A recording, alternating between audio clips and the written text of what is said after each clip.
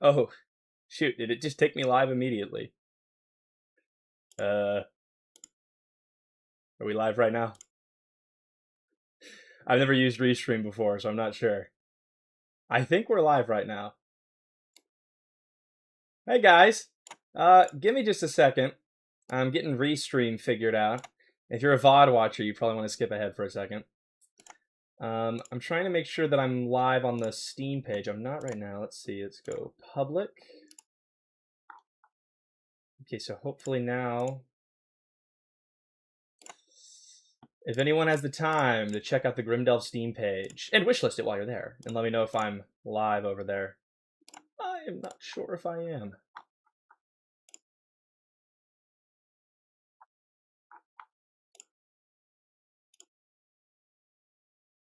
Hey gang, sorry for the slow start. Normally I'm right on it. Well, I guess technically we're ahead of time right now, so it's okay. It's not looking like I'm live over on Steam, so this is not a good sign so far.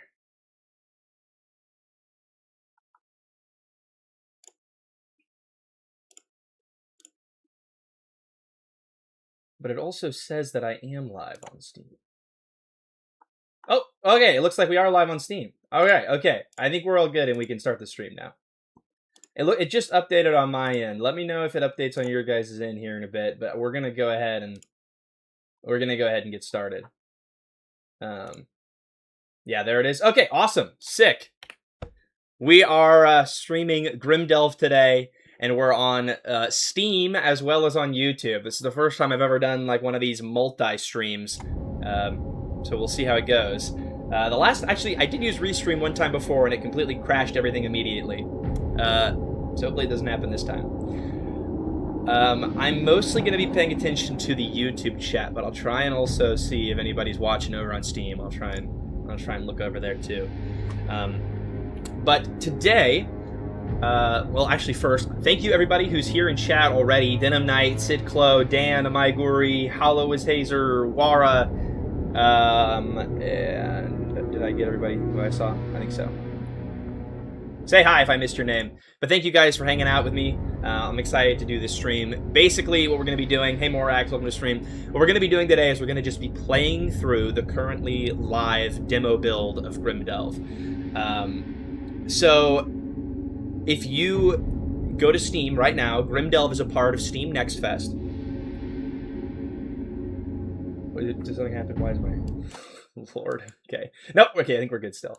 But if you go over to Steam right now, Grimdelve is a part of Steam Next Fest, and so I've got the most polished, hopefully, demo build of Grimdelve live right now, and you can play it for yourself. Every playthrough is different, so what you see here on stream will not be what you experience, potentially. But I was thinking it would be fun to go through, play Grimdelve, and just share my thoughts on the development process and on game dev in general. Holy crap! Black Jacket Boys with $40 right out of the gate. I'm not sure why it's not popping up on the screen. I'm sorry about that. Maybe the alert box got screwed up because I'm using Restream. Holy shit, dude. Thank you so much. That means a lot. $40. I'm ready to grim my delve. So am I. Maruchan says, please make more content. I've already played through every trait twice. Holy shit, dude. Thank you for supporting Grimdelve. That means a lot to me. Yeah, I've been working on Grimdelve for over a year now. Put a lot of work into this game. Black Jacket Boys actually, with the $40 donation, also has composed 2 custom songs for Grimdelve, and he did it for free, just for the love of the game, because he's awesome. So we're going to be able to hear those during the playthrough today. And yeah, we're gonna meander on through Grimdelve. We're having a chill stream. We're just gonna chat about anything and everything game dev. So if you have any questions for your own game dev, or any questions about Grimdelve, I will be answering, talking about literally anything. This is a chill dev stream. I reached a French audience. That's cool to hear. Welcome to the French. Normally the French are hated, but if you love Grimdelve, the French are welcome here. Alright, so, well, the first thing right off the bat is I'm using the WASD keys to move around. I have the Sang Hendrix plugin for that. And Sang Hendrix is a bit of a controversial figure in the RPG Maker community, because it's been kind of uncovered that he uses AI coding in a lot of his plugins. But it's also tough because his plugins are really phenomenally well made and really helpful. So, I don't know. It's a developing issue in the RPG Maker community, and I don't know a lot about it, but I use 2 of his plugins before I knew that they were vibe coded. Question, how long do you plan right now to make the game? Like an hour estimate? Oh, the total length of Grimdelve is probably going to end up being around 3 or 4 hours, I believe. And then, yeah, coming into the options menu, I'm using Phileas Options Manager to kind of control how this screen is displayed. This button config thing is from the St. Hendrix plugin as well. It allows me to have a bit of an easier gamepad integration. So I'm not sure if any of you guys have tried playing Grimdelve with a gamepad, but it should hopefully work with any controller and show the correct prompts on screen. And then there's also an option to custom, choose which controller's prompts you want to have appear on screen, or you can use auto. And then this was one I added myself, and literally all that this does, if you turn off visual effects, is it stops the Vichy Fog of War plugin from appearing. So let me show that. Vichy Fog of War. It's a cool plugin. I do have a sneaking suspicion, however, that it was also vibe coded, because it runs like absolute shit. It runs like absolute shit on lower-end computers. So it adds this cool little ring visibility around your character. And I think it's a really nice visual effect. But it tanks performance on lower-end computers, so I had to add an effect, that an option in the options menu that literally just says no to this plugin and just disables it. And that's kind of it for the interesting things. This just turns off the camera smoothing plugin. We'll leave both on for now, but maybe experiment with having them off. 12-hour shifts at work, Denim Knight. Jesus, you are an absolute warrior. Be proud of yourself for working that hard. Seriously, that's a lot. Dr. Deck used the Steam controller in the last playthrough. It seems like it works. That's awesome. Steam Deck worked. Okay. I don't know how to get Steam Deck verified. If anybody knows how to do that, let me know. I have no idea. I think Steam has to offer it to you to get Steam Deck verified. But until then, I think it works on Steam Deck. Yeah, and I also think that I agree on the St. Hendrix thing. He knows how to code, and he clearly maybe uses vibe coding to help in the process. I don't know. My current opinion is that using AI for artwork is bad, but in other areas, it's not really. But it's a developing opinion. Last year when I did the game jam, I allowed AI in all forms. This year, I'm not allowing it for artwork. I don't know. It's a very touchy subject right now. I've had a lot of long Twitter arguments about it. But this is not an AI stream. Every time I start talking about AI, we get into a long, drawn-out conversation talking about AI and game dev. We're going to chill. Try and talk about... We're going to talk about me instead of game dev. We're talking about me right now, Chad. We're talking about my game. I need to add some more special things in here. I gotta update that too. Not girlfriend anymore, fiance. Oof, that's already we got a bug in Grimdelve. Unplayable, basically. This guy, Just Trent77, is fantastic. I use the website Casting Call Club. I'm just kind of... I don't know if any of this is interesting to you guys. I'm just kind of chatting about everything now. I used this website, Casting Call Club, and I made a posting on here for a voice actor for Grimdelve. We had it was an unbelievable amount of submissions.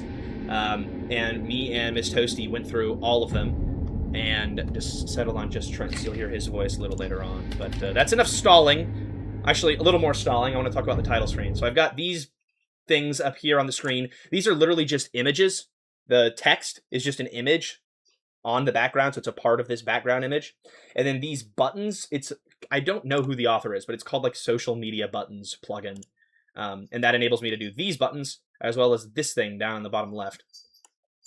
And then that's kind of it for the cool stuff. I don't remember how I got the particle effects on the title screen, I'm going to be honest. That was probably plug-in too, but I did that forever ago, so I don't know.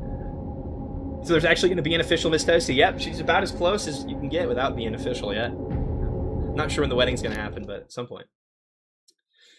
Alright, so for those of you who played older versions of Grimdelve, there's going to be some newer stuff like this. I added these warnings to the start of the game. I figured that's what most game devs seem to do. It seems every game has an epilepsy warning at the start or whatever, and so I don't know. I wanted to fit in and be a part of the crowd.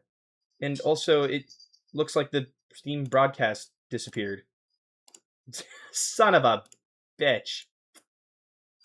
Oh my god, did Steam just die? Hold on. Whoa. My Steam backend is just gone. What is going on here? I'm sorry, guys. I'm not used to this restream thing. Setting up a broadcast. Damn it.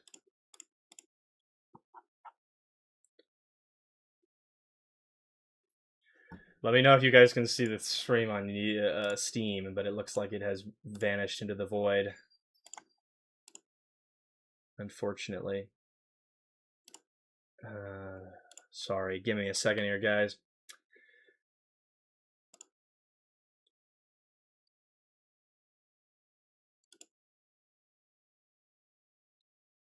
Thanks, Golgum, for being a member for 10 months. That's actually crazy. I really appreciate that. Man, yeah, it looks like my Steam backend is just obliterated. It's just gone right now. Is it my Wi-Fi that's dying? What is going on?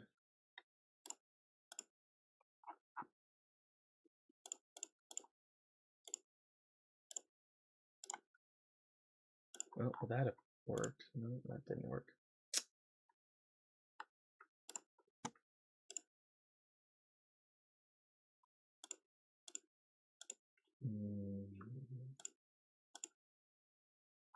What is happening? Holy crap.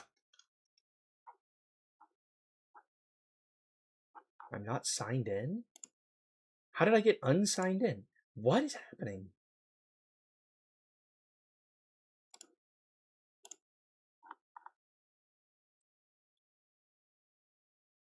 Okay, gang, I am in need of your help.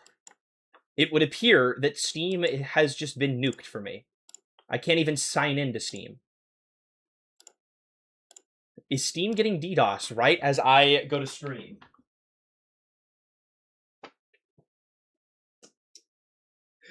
This is hashtag failure point of view right now. Streamer can't stream.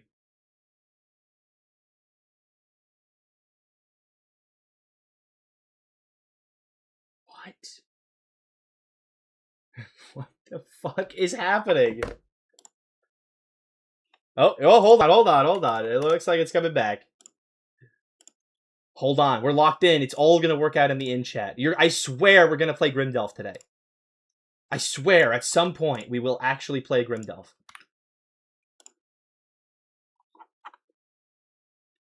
Steam is completely down for maintenance. Are you fucking serious? Are you actually joking? The literal second I go to stream, it's down for maintenance? You guys aren't shitting me, right? Your broadcast server was shut down. What? What the fuck? Hold on. Maybe it's back. It is Tuesday. Steam does routine maintenance this time every week. Bruh. How am I releasing a game onto Steam? And I don't know how anything even works. I swear this is going to be a dev stream at some point. Holy shit! Denim Knight with the 20 gifted memberships. And I see it's going to some people in here who actually watch stream. That's amazing. Holy shit, dude. Thank you. And Dr. Jackie, of course, thank you for the $5. Jesus Christ, guys. I really appreciate you. It looks like I'm back on Steam now, by the way. I think. Maybe. This is so anxiety. I already have crippling anxiety, by the way, from NextFest. I don't know if any other devs are in the chat participating in NextFest. Holy shit, Red Canopy Games for the $10. I appreciate you so much, dude. I don't know if any of the rest of you guys are participating in NextFest or are developing your own games right now, but it is mad anxiety-inducing, especially with there's over 5,000 games in NextFest right now. It's pretty intimidating. Here, let's give it a look. I think it's coming back online. I'm not sure right now. Yeah, look, here we go. We'll take a second here. Yeah, Steam Next Fest has just a ton of games. How long until we see an AI game? That looks like AI. Actually, I should not be browsing Steam. Hold on. We're going to see porn on stream. Okay, that was dangerous. I can't tell for the life of me if we're live on Steam or not, but I think we're just going to have to continue with the stream.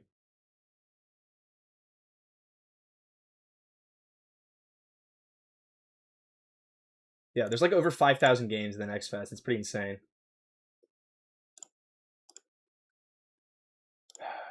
Does anybody know if I'm live? I think I'm live. It would appear that I am live.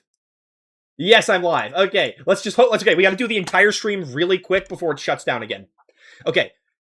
Okay. We're here. We're back. We're streaming. We're alive. Okay. Anyways, I added these disclaimers here to the start of this game because I wanted to just kind of be in line with all the other devs. I don't know why most people do it. I don't know if it's like genuinely legally required to say like, if you have epilepsy, don't play this game. But it seemed like a good thing to do. So I added these little text screen pop-ups here. And now it... Okay, we do have audio. All right. We're good. Everything's fine. Nothing is broken. This is a perfectly optimized stream where nothing is going wrong. Okay. All right. So this is a new thing that I just added in. This is entirely done with pictures. All that I did was, I think I followed a tutorial that someone in the community put out. It wasn't on the RPG Maker forums, though, so luckily it'll still be live even when the forums shut down. Epilepsy warnings are legally required. Well, I'm glad I added one in then. So this I added in just recently, like a week ago to Grimdelve. And basically what it does is there is only one single thing that has changed based on these two decisions. The only thing that has changed, if you pick true mode, is that if a character dies, you can keep playing the game. You aren't forced to get a game over and restart. So like in true mode, if you're playing and you slip off a cliff and die, you just keep playing as the other character, and you go until both characters die, and then you get a game over. But you still have the same ability to save and reload at any time. It's a work-in-progress kind of gameplay system, but I'm thinking about it. I really like the idea of permadeath and being able to continue in a world where one of the characters is dead. And I'm just, like, I'm overflowing with story ideas for where that could go. So we're going to test this mode. There is a bug in this mode, but it's not too bad. Thank you, Zach. I appreciate you liking the font choice. I believe it's... Oh, fucking something. I am fell regular, I think is what it's called. I think that's what it's called. Who cares? Who cares about the font choice, really? Let's move on. Oh, shoot. I forgot to delete my save data, I guess. So you're not supposed to see this until you beat the game one time. But once you do beat the game one time, it turns on a switch that persists through all of your playthroughs and allows you to skip the intro. Guys, you're not normally seeing this when you first play the game, right? This should only be turned on after you've beaten it one time. Anyways, no, we're not going to skip the intro. Okay. And there's also another disclaimer that's going to pop up in the full version of the game where you'll be able to select if you want to see adult content or not. I'm still not entirely sure how I'm going to implement that in the game. But I think of it a lot like... it's like, you know, Game of Thrones. It's like you see the scene, but you don't see, like, explicit sex details, right? And so that's how my scenes right now are formatted. But I still want to offer the option of, like, you don't need to see anything. It'll just be a black screen. So. Ronanera, I'm sure you're actually beating it more than one time. If you know what I... Okay. Let's get going. It appeared for you after beating the game for once? Okay, I guess I just didn't do my save data before I started streaming. Oops. A son to the kin, my blood goes forward. By the way, this phenomenal artwork is done by my amazing artist friend who goes by Nunnydev over on Twitter. They do all of the face art in the game, as well as the artwork in the cutscene that we'll see in a little bit. I have a son. 10 months later. The stream was not from a woman. It was supposed to be from a woman, but it was from freesound.com. So I don't know. Maybe me and Miss Toast need to have a kid just so I can record the birthing audio for Grimdelve. That's true dedication to your craft right there. Okay. This also is just a picture popping up on the screen. And the text in it will change depending on if you're using a gamepad or not. And then most people, I think, just skip by the mom. You can actually talk to the mom. And this is how I'm doing placeholder face artwork right now. So I have a lot of face artwork commissioned for Grimdelve, but face artwork is mad expensive. And I don't have a big publisher budget or whatever. I'm a solo dev, right? And despite the channel, whatever, right? As much as you guys donate, and I do spend it all on Grimdelve still. Trying to be economical. So what I'm doing is for non-essential NPCs, they have like a blurred out grayscale image. For essential NPCs, they either have custom face graphics or they have this, which is a placeholder, which means I'm going to get custom face graphics at some point. I swear, I will. I'm not just edging you, it's real. But yeah, not Mati, go to Tato. Those are both Slavic words for mom and dad. I hope it's real and I didn't just make up those words on Google Translate. But my game is supposed to be set in some amount of real history. And so the main, Yarrow is Slavic, and the other main character, Gisela, is Frankish, which is like a older kind of German. So you keep clicking, there's different interactions until she finally gets fed up and says, go to Tato. Okay, let's go. And it's the little things like that I think really make a game. Like little tiny details where it's like, okay, you click on the mom a number of times, she has different dialogue multiple times, finally pushes you where you need to go. I think that makes the game feel more immersive, so I spent the time to do it. That's my boy. He picks you up. You make me proud. These caves got a little brighter the day you were born. Once you are older, we will explore them all together. I should probably make the underwear not blue. I don't know if they had the color blue back then. Maybe they did. My son Yarrow, from now until the day I cut your hair, I'll raise you to be a good man. I'm glad you guys think he looks like a father. Also, for all of the like character sprite interactions, I wanted to do that because some of my favorite RPG Maker horror games have like sprite animated interactions. Like The Witch's House has a lot of custom death animations, so I was attempting to learn pixel art to do that, and then little things like that where he picks him up and twirls him around. And stuff like that, it just shows a lot of care and love for a game and makes it more immersive, those little movements. Come on, guys, I won't take another step until you tell me where we're going. We're just going to explore down the river a bit. Your Tato won't even know we were gone by the time we're back. Yeah, Yarrow, listen to Dolna. It'll be fun. I don't need your help, Kubrat. All of these names, by the way, I know very little Slavic history. I just kind of found a period in time that I thought would be interesting for a game, which is around the end of the Carolingian era. I think is an interesting period in history, but I don't know a lot about it. So for all of the character names that are supposed to be Slavic or Frankish in origin, I'm kind of just hoping the internet's not lying to me. I don't have the budget for fact-checking that. Okay, it looks like Steam's still alive. I'm paranoid about it now. I'm a little scared, you guys. I've heard it's real dangerous outside of Arx. We don't even have lanterns. Truly? It'll be fine, Grimdelve. Tell her, Yarrow. Okay, and then a little bit more nerding out. So the lighting system is done using the Community Lighting plugin, which is a free RPG Maker plugin. The weather effects are using Mog Hunter Weather EX, which is an MV plugin, but then I use the Fossil plugin, which is an MZ plugin, in order to make it compatible with MZ. So that's these little dust particles going across screen periodically. And then there's this it doesn't actually seem like it's moving. I don't know what happened there. But there's supposed to be slow-moving fog. It is moving very slowly across the screen. That's also a weather effect. And then one other thing that you'll notice is these little, like, faint, faded-out stalagmite effects, or stalactite, I can never remember. That's just a picture overlay that I've slapped under the map using parallax mapping, so it's like it's attached to the map, so it doesn't move, it just moves with the map. And it's supposed to give the effect of, like, there are spikes coming down from the ceiling above you. Originally, I was using a asset like this to represent that, but it looked like dog shit. And then this is the big draw of Grimdelve. And I will be honest, the trait menu was indeed vibe-coded over many long and stressful vibe-coding sessions of pain and misery. I was originally going to do this trait system with pictures. And it's 100% doable with pictures. And I actually have it entirely built out in my game still, in a common event, using pictures.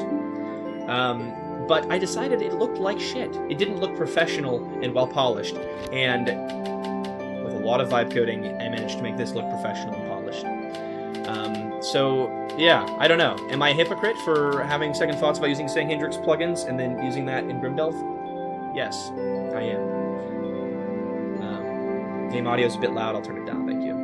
But yeah, anyways, I don't know. It's a very touchy subject. And I get why it is. You know, and everybody has their own opinion on it. I remember I had a Twitter thread a little bit ago where programmers were getting really upset with me. They're like, programming is an art, and why is it okay that, you know, the artists can, the artist should be protected, but the programmers can be screwed, And so it's valid arguments on both sides. I don't know. The game's going to be somewhere in the $8 to $12 range. I'm not sure yet.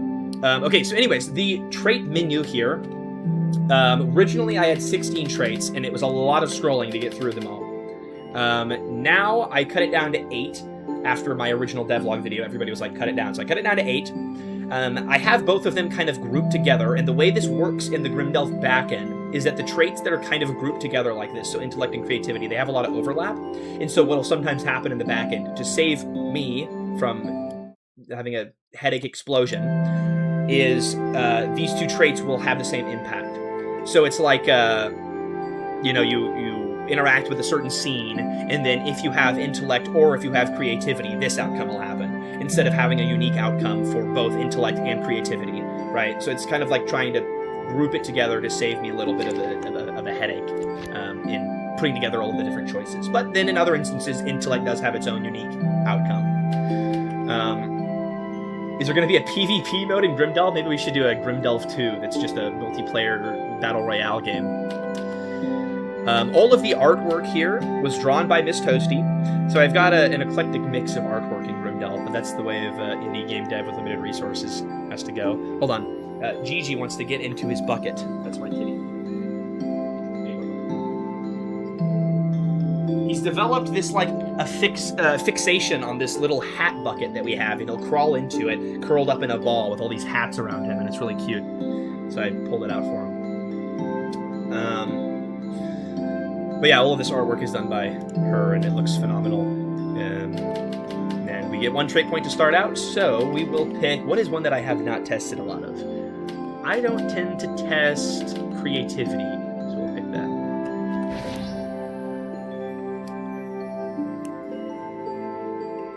I think if you're vibe coding for yourself and not selling the code for $40, it's great. Right. I'm not gonna... If I were ever to, like, give out the trait plugin, I would give it out for free. And then we have a little message log here. I'm not sure. I haven't fully tested this message log. I think it will keep literally every message in the entire game. And I got this in my feedback form that people wanted this. So, here it is. And then that's just a simple conditional branch to check if you've activated any of the different trait switches, and then it'll continue on. Dolna, your Tato goes out more than anyone else in ours, right? Right, but he's too busy to take us out with him. I'll bet that means he has a spare lantern laying around, just in case he broke his. Oh, I see. Let's go see if he has a lantern we can borrow. Also, feel free to give me feedback on any of the writing. It's, I'm decently happy with it, but some of these scenes were written a long time ago, and sometimes I'm just a bad writer, so open to any and all feedback on that point. Maybe you should prompt the player if they're sure to pick that trait, just in case they don't want it. You can, when you click into the trait, you get a yes, no, confirm box that pops up. And then also, technically, there is a secret route in Grimdelve. I'm going to add an achievement for this in the full release. At that part, if you go into the trait menu and you leave the trait menu without activating anything, it'll still continue on with the scene. So technically, you can play the entirety of Grimdelve with never having gotten a trait. And I'm going to make a achievement for that in the full release. I think that'll be fun. Congratulations, my son, on this day you become a man, right? Right. Wrong! We often explore together, but it's my belief that no boy becomes a man until he can explore on his own. To that end.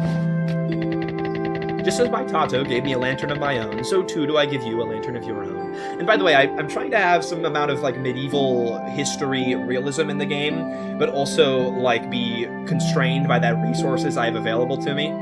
So this little kid here has beautiful blonde anime hair, and that's because I'm using the universal character generator to create all of my character sprites, and it's got a limited amount of assets. They're phenomenal, but it's a limited amount, so I can only do so much there. It's time you found your place here at ARX. And what better way than by finding resources for our fellows? By the way, 50 people watching the stream. It's awesome to see everybody here. And we're still live on Steam, so everything's beautiful, and it all works out in the end. Way to go, big brother. Thanks, buddy. You'll get yours too someday. Tato, I don't know what to say. I'm just going to endlessly go on tangents this stream, so I hope you guys are ready for that. Another thing that I struggled with deciding on in this game is how to refer to all the characters. So, like, every time I talk about dad or mom, I go Tato or Mati, every time. But for brother, I wasn't sure, do I want to do the Slavic word for brother, or do I just want to leave it as brother? Because that's a neutral term. It's more familiar with people, right? And so right now, we just call him brother. I don't know, should I use a more medieval, realistic Slavic term? I'm not sure. I never really am 100% sure on the way to go for these things. But I think having a little bit in there gives you the flavor of it being based in real history without being overwhelmingly, like, you need too much historical knowledge to understand the game or whatever. It's time you had one. However, before you try it out, there's one more thing. This lantern is not just a tool. As you explore these cold, dark caverns alone, you'll come to appreciate it as a friend. Every new man in our family names their lantern. Sometimes loneliness can be more suffocating than a cramped tunnel. You'll appreciate the comfort a familiar name brings. Hold on, this is a huge catch, and honestly, this is a lead-in into another long tangent. Okay, so you see out here, he says, you will, instead of saying you'll. Okay, this is, I don't know if anyone has caught this. Let me know if you've caught this. I don't know if anyone has. But all of the Frankish characters in my game, I try to make it so that they say, you will, right? But then every Slavic character in my game, I'm trying to have it so they'll say, you'll. So I use hyphenated words for the Slavic characters and then not for the Frankish characters. And that's trying to show the cultural and monetary divide between the two. Because at this time period, the Slavics were very marginalized by the Frankish people and persecuted. And then a little bit before this time period, Charlemagne was going on a big spree of trying to convert them to Christianity. So there's a lot of religious undertones going on and a lot of economic upheaval at this time. And so I'm just trying to use this as a small way to show the difference between the two groups. So then I can explore more of these themes of racism and oppression later in the game, which we'll see how well I handle, but I try. I like tackling these more difficult subjects, but it is hard sometimes. It takes a lot of trial and error and a lot of playtesting to see if I get it right. Brother feels right. I'm not overly fond of achievements that require giving up choice instead of offering hard choices, but Grimdelve's not my usual game. That's a fair point. I'm going to have a number of achievements for a number of other things. I just think it'll be it's a fun side thing to do if you want to do a no achievement run, just to add more replayability for people that are interested in it. Mine was called Svetlik. She kept my mind at ease. I'm pretty sure Svetlik, by the way, means lantern. But I'm not sure about that. I'm just trusting Google Translate. What will you call yours? Ooh, can I name it? No way, Brad. Tato said this is important. It's like you naming your pet beetle. This lantern will be like my friend. Alright, and then, I don't remember what plugin this is. But it allows me to type with the keyboard. So instead of having to like use WASD to go around and select them all, which is still an option, you can still click, you know. But you can also just type on the keyboard. So backspace, delete, and say, I'm gonna call my lantern Poopy. Lampy? Okay, we'll go with Lampy in honor of Rainy Tape Productions' older playthrough of Grimdelve, which helped me a lot early on in the game's development. But I thought this was a fun, interesting way to add that customization, because I was watching a video by the creator of the original Fallout games. And I'm blanking on his name right now, but he was talking about how, I think it was him, he was talking about how not having the ability to name your character in an RPG pulls people out of the immersion. And I don't fully agree with that, but I wanted to take it into consideration. So I was like, shit, how can I add a way for players to feel more immersed, like they have more control over their setting with characters that have a preset name? So, Lampy, you can choose whatever name you want for your character. We're going to go with Lampy 2, honestly, because he's not the original Lampy. You watched the Rainy Tape playthrough the other day for the first time. That's awesome. I'm glad she her video got some people coming over here and getting interested in Grimdelve. That means a lot. Tato put me on the spot. I'm really sure about Lampy 2. Yes. Oh, also, this text box over here was also vibe coded. And the reason for that is Tim King is the name of the Fallout creator. Thank you. The reason for that is that this could entirely be done with pictures. 100% you could do a picture menu. The problem is I didn't have the idea to change the window until I'd already made a shit ton of the game. So instead of going back and doing a picture dialogue box for every dialogue box in all of Grimdelve, which is an insane amount of dialogue, I went to my good old friend Claude, and he helped me out. But I'm pretty happy with how this text box ended up looking. Miss Toasty also drew this scroll art in the background here. It feels more immersive than the generic RPG Maker text box that I had before.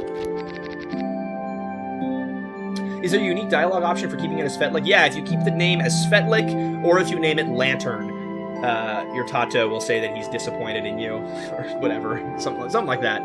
I want to add more. Like, a lot of people have cool ideas for what they want to do. Like, they want to go with, you know, if you name it after... I got this one feedback where people wanted it where if you name the Lantern after a character in the game, they'll have an opinion or have something to say about that, which would be really cool. And then also people had feedback where they're like, I want to be able to add custom clothes to my characters. And I'm like, shit, that's really cool too. But I'm a small indie dev, you know, I have a limited ability to do these things and still release the game at a reasonable time. So I'm having to cut back and only do bits and pieces of that. It's a fine name, Yara. Go try Limpy 2 out. So I don't know if it really matters, but in this area there's like invisible walls to keep you in here. And also, if the watchful eye might notice that both of the intro scenes here take place in caves that you will later find as you're playing the game. You will later explore these areas. But yeah, I just have invisible walls to keep the player here, because most players are just going to press F right away to use Lampy. And to do that, that is a common event. So that's a common event, just checking to see what, you know, key you've pressed. And if you press the key, Lantern comes on. Wara says, in my opinion, if you can't name your character, that just means you got to give the character more of its own history and personality separate from player involvement, as a character that's named is more you. That's a really good bit of feedback, I agree. And I'm trying to do that here, but I'm also trying to give players control over the character with the trait system. So I'm hoping it all balances out in the end, but, you know, it is still a work in progress.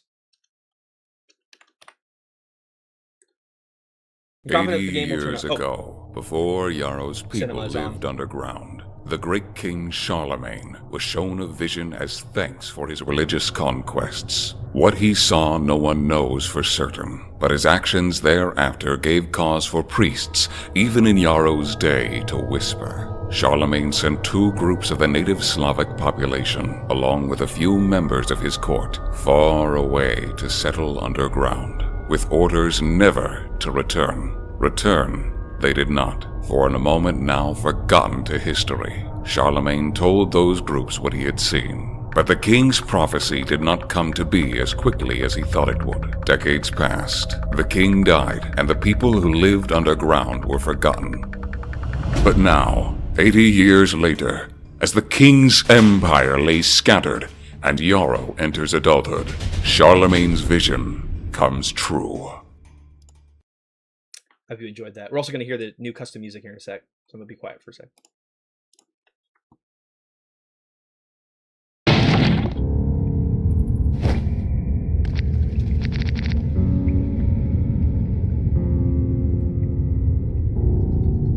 It's so fire. I actually literally get chills, which is kind of embarrassing. I'm getting chills playing my own game, but I am. Damn, Denim Knight with the 10 gifted memberships again. Thank you so much, man. I really appreciate that. All right, we're gonna get back to actually streaming now. Shit, I dropped Lampy.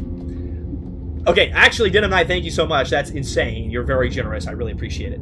Okay, I have a couple things I want to say about this. Okay, so the cinematic cutscene. When I first made Grimdelve, I was getting a lot of feedback on the demo that players didn't kind of understand the context of where they're at in the game or in the world. And so they wanted more. They wanted more information, more exposition early on. But I didn't want to just do scrolling text. So I decided I wanted to use my video editing skills, which I thought would also set Grimdelve apart, sets me apart as a developer and a creator. So I wanted to make a cutscene. Originally, I voiced it, and then I was like, fuck it, let's get a voice actor. And Just Trent77, who's absolutely phenomenal, ended up working with me. I think I paid him $20 for that. It was about an hour-long recording session, and it's pretty damn awesome. I get chills listening to it also. So. And then the music from Black Jacket Voice is phenomenal, and Yarrow has a theme, and Gisela has a theme, and they complement one another. So keep your listening ears on for that.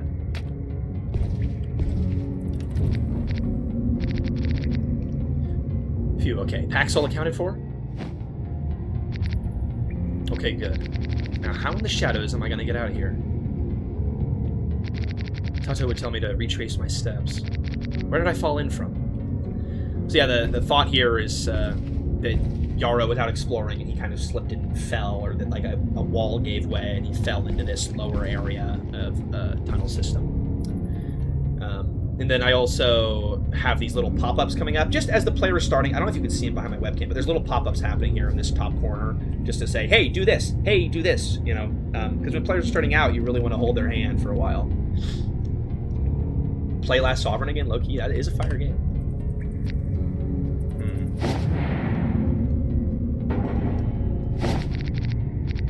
It's tight squeeze, but I can get back out.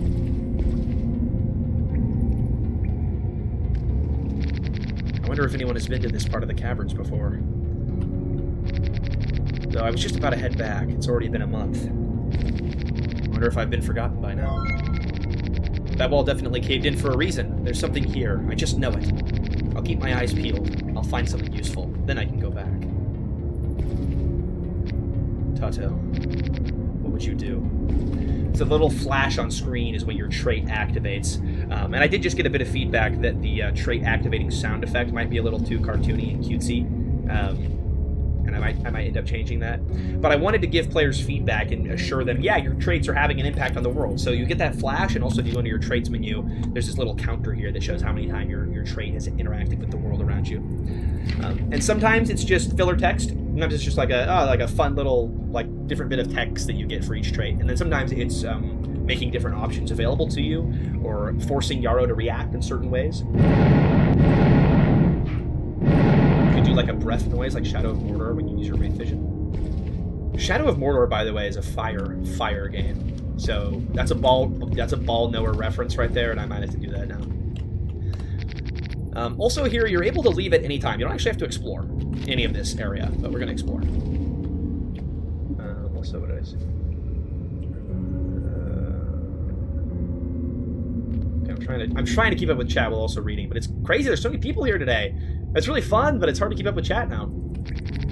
Time to catch me a beetle. Yay, gameplay! We got the beetle. That's you know, just a little something to do. I'm still not entirely sure what all the beetles are going to do. You can currently sell them and make some money off of them, which is currently their only use. Hey Toasty, really proud to see you have a game on Steam and watching you for a few years. Keep up the good work. I really appreciate that. Thank you so much. Yeah, I did have Amy as my last game, but this one's a lot better than that one. I would change the rock moving sound. I would change the minigame sound too. Okay, I'll keep these in mind. I fiddle with the sound effects. Okay. This is a learning stream for everyone here. We're all learning stuff, hopefully. I hope I can give you some sort of ideas. And then in order to keep track of all of my ideas, by the way, I'm using this Trello board. It's a really fantastic board. Change that text to be hyphenated. And redo sounds for Boulder, Skill, and QTE Win. Because right, they're a bit too gamified sounds right now.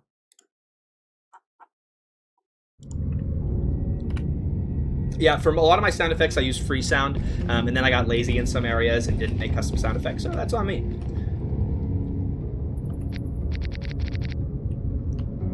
Yeah, I think I'm just using the default rock pushing noise, because I got a little lazy there. Ah, no, we failed. Damn. So the idea for the Beatles, by the way, Grimdelve was originally going to be a book.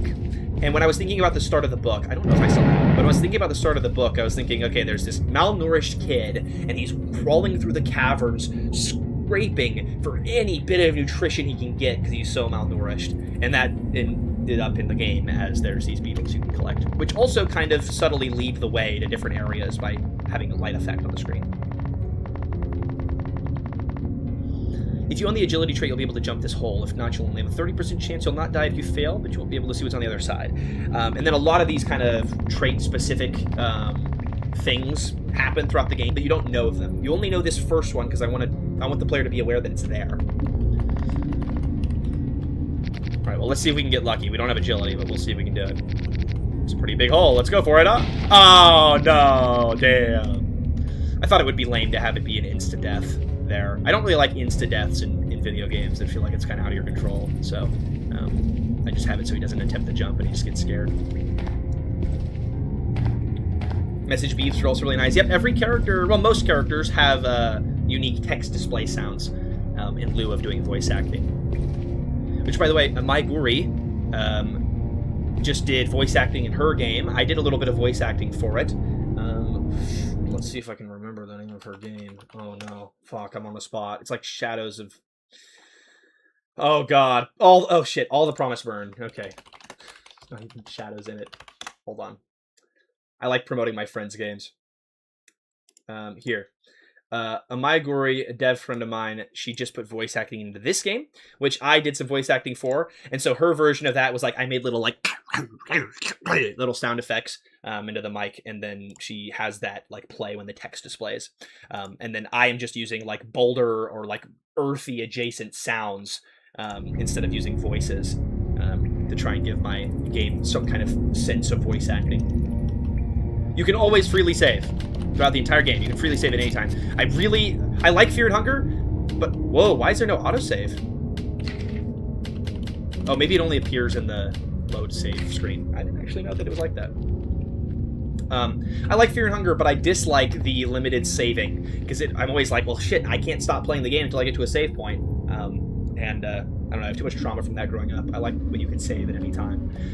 But it also adds there's design things you have to consider with that too, because the player can save at any time, so it kind of takes some of the stakes out of the decisions that the player makes if they can just roll them back at any time. But also, I know that players will save scum no matter what, so I don't know. Also, a work in progress idea, but I do like saving at any time, so for now that's how it is.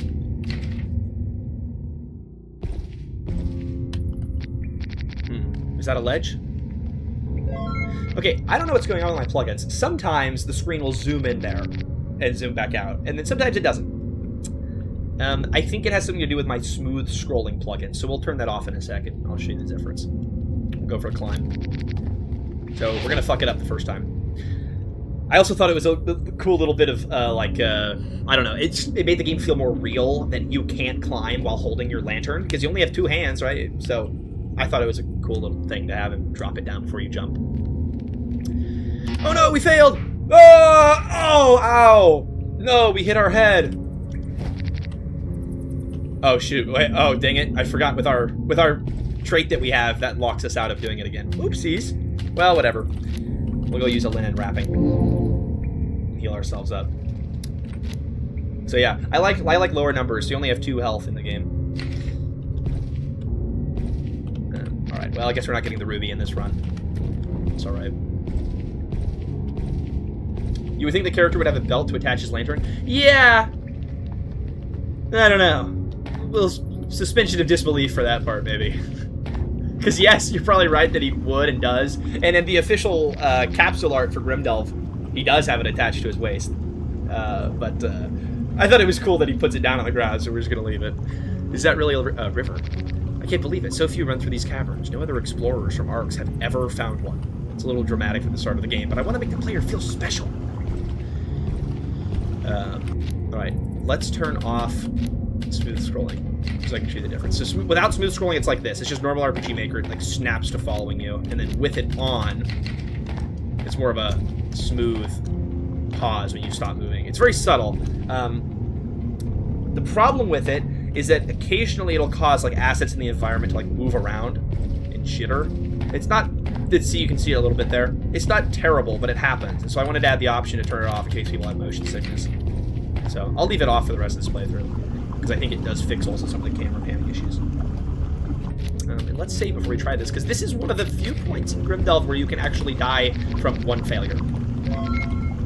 So the creativity trait is one of a few that allow you to see that there's a ledge path to get across. So we're going to go for it. We're going to do a shimmy across. Alright, and if you fuck this up, you insta-die. So I'm going to show you that, but I'm thinking maybe I need to rework this where it's not an insta-death. You get like a second opportunity to save yourself. Oh no! No, you're wrong!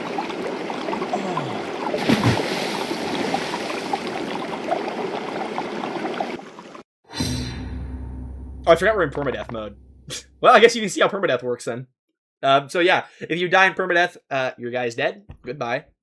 And then you get the option to continue playing as the other character.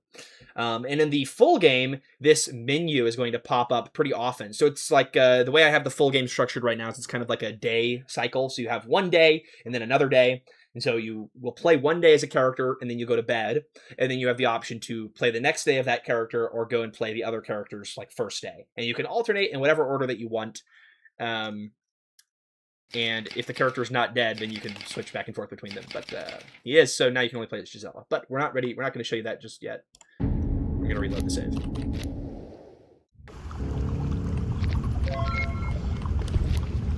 I'm trying to think, is there any other things I meant to show? Yeah, I do remember. So there's a bug in the game right now where you can have Yarrow be sent to the Shadow Realm. I'll show that on stream. It's kind of funny. I've seen a diamond only once before. Kubrat was bragging about finding one before he sold it to Oddbird. And that's right there is also my attempt at a little bit of subtle world building. Okay, so I mentioned Oddbird.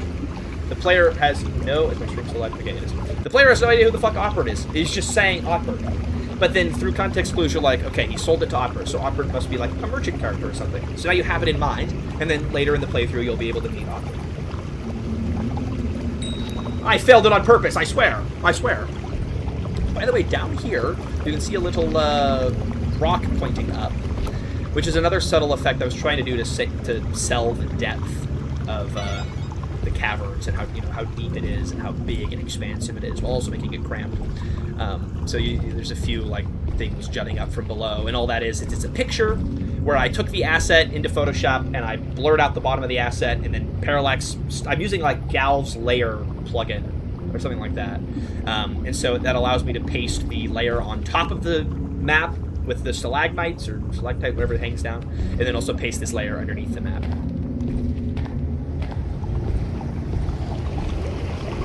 And then some of this is parallax mapping. I use, doodads.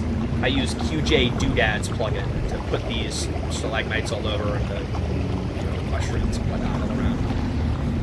Hour late. I've already been streaming for an hour. Holy crap! I yap a lot. Jesus. Take the mushroom.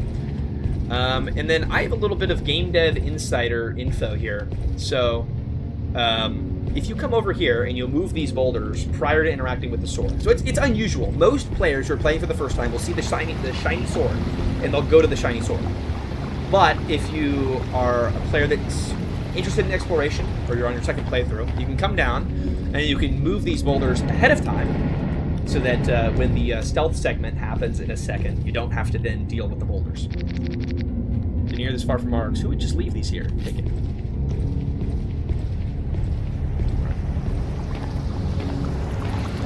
And then we also have the option to steal this. This sack's clearly full of something. Should I take it? And then I believe right here, if you have the empathy trait, you don't take it, which then later on will open up a couple of options. So I'll show that. Or at least I'll talk about it in a second. But we're stealing everything in this point. Stalactites hang down. Okay, thanks for the info. I'm making a game set entirely underground, and I still can't get it right. What in the name of the cave spirits? What is a sword doing here? By the way, that's another way that I'm trying to differentiate my characters. So all of the Slavic characters will either mention Slavic gods that I think are real gods, hopefully based on my internet research that hopefully isn't lying to me. So like Veles is, I think, a god of the underworld or the underground or something in Slavic myth. And so they reference Veles, or they'll reference the shadows or the depths or whatever, because the Slavic characters in this game have been living underground for a long time. But all of the Frankish characters that we'll see later, when they're cursing or freaked out, they'll say, "What in God's name?" or whatever. Because they have a Christian background, and so they reference their own gods. And it's just those little tiny ways that I'm trying to differentiate these two groups, to kind of sell that there is racism between them, and that they're not just all the same people. Because it's sometimes hard to sell that. I have a really hard time writing distinct characters. That's one of my biggest points that I struggle with. So this is one way that I'm trying to do that. What's a sword doing here? I hardly see these. They're just too expensive and complicated to make. Bailey's supposed to be taking mercy on my suffering. I wonder who left this here. No Arcs folk would. It's more valuable than their own. But if I take this weapon, I can make those outsiders pay. They'd never expect me to have something like it. I just need to time it right and I can have my revenge. It's also a little foreshadowing of what happened in the past here. Because in the first playthrough, if you haven't played Grimdelve before, you've got absolutely no idea. You may have a sense of why is he out here alone in the caves. This is a little hint of, oh shit, something might have happened. And you only get that reveal if you have the creativity trait. And if you don't have the creativity trait, you might miss that kind of foreshadowing or whatever. So it kind of changes the context of different interactions. I suppose if anyone comes looking forward, I just want to tell them I have it. Should I take it? Opera himself couldn't afford it. We are gonna take it.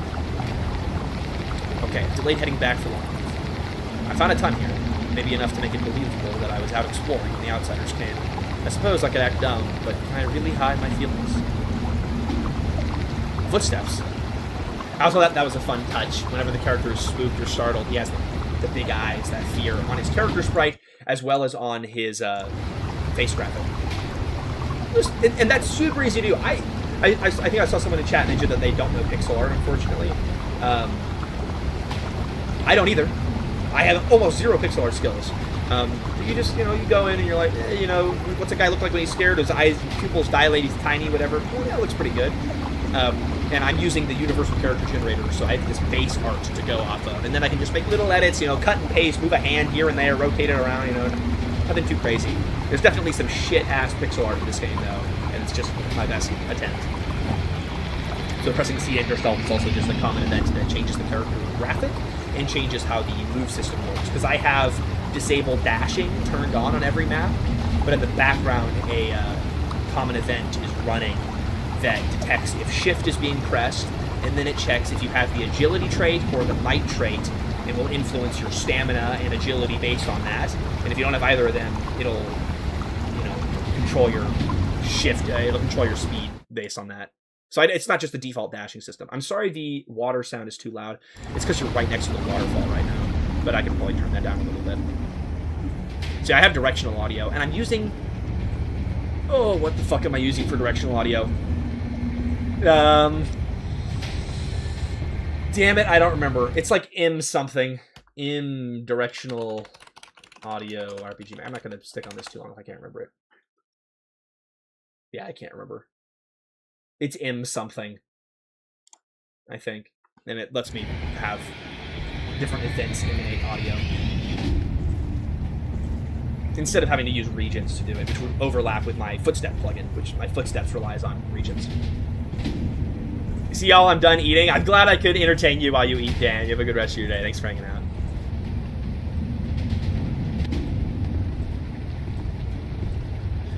Another thing that I've been struggling with and thinking about with Grimdelve is the music too quiet? NBS sound emittance. Yeah, that's it. Thank you, Rainy Thing. So I want to have my ambient noises be really loud because I want people to be really invested in the atmosphere of this underground world. But then I also want this music to kick in and kind of build up that intensity. So it's like, what do I have be louder? Do I have the background sounds be louder, or music be louder, or even level? I don't know. I've been experimenting with that, thinking about it. This is made in RPG Maker MZ, and as Rainy Face said, NBS sound emittance to the directional audio.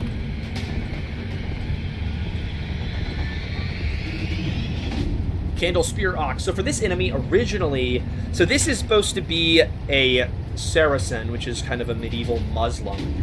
And historically, in the time period, people's worlds were a lot smaller back then. So they didn't know really who these people were, and they often came into conflict. They were often a source of raids and battles, not just with the Frankish people, but also with the Slavic people. And so I put them in because it makes sense historically to be the enemy. However, I had some people concerned about potentially, racist connotations coming through with the way I was originally doing their dialogue. So originally I had their dialogue kind of be Arabic-looking text or whatever. I can't remember actually right now. And instead, what I changed it to, because none of the other races use a custom weird-looking text that doesn't make any sense. So what I have it instead is it's just normal words, but I'm using a common event to randomize the words. So it's kind of like Hylix, where every time you'll get like a randomized string of words depending on, I don't know, it's random every time you open it. So it's like they're still speaking words, you just can't understand it because Yarrow can't understand it. And then I'm attempting to, in the game, also explain how the Frankish people and the Slavic people can understand one another, but it's kind of a flimsy explanation. I'm just kind of counting on suspension of disbelief for it.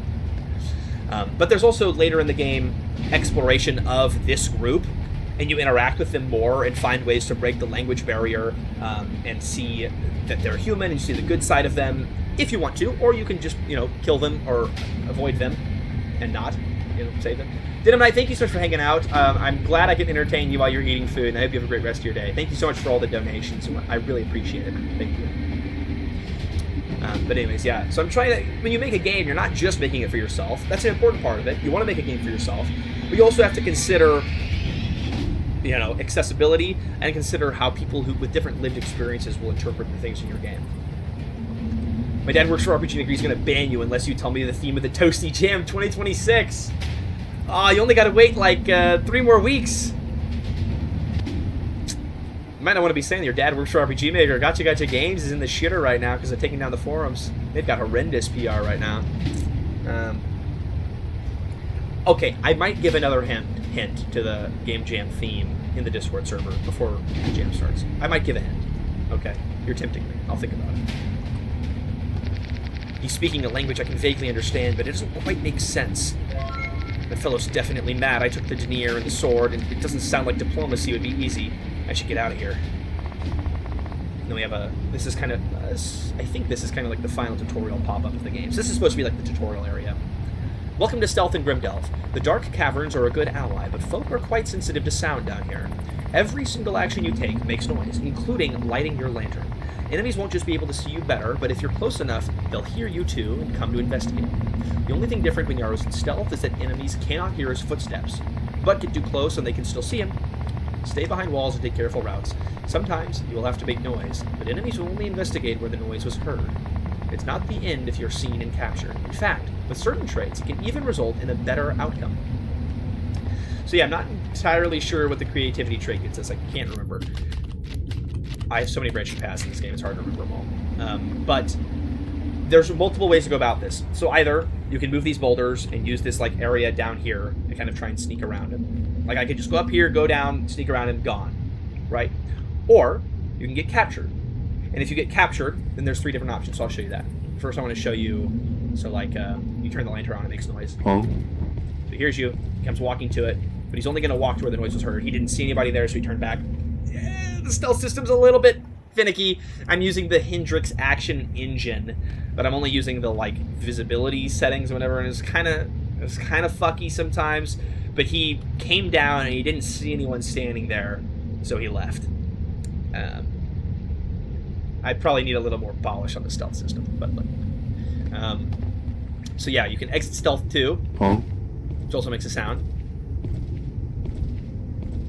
Yeah, see, you probably should have walked all the way there, so it still needs a little bit of tinkering. But now that I'm not in the stealth system anymore, I walk, Huh? and he hears a footstep.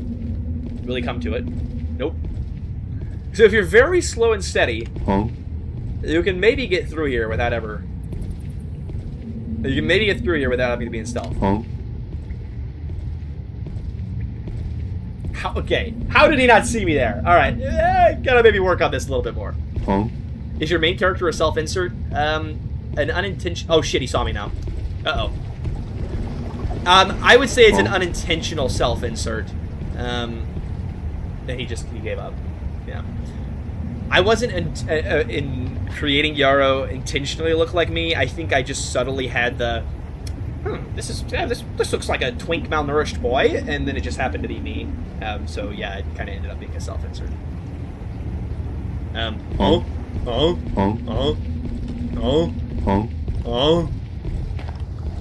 Oh, yeah, the sound detection's a little bit crap. Blackjacket Boys, thanks for the $5 donation. I appreciate it.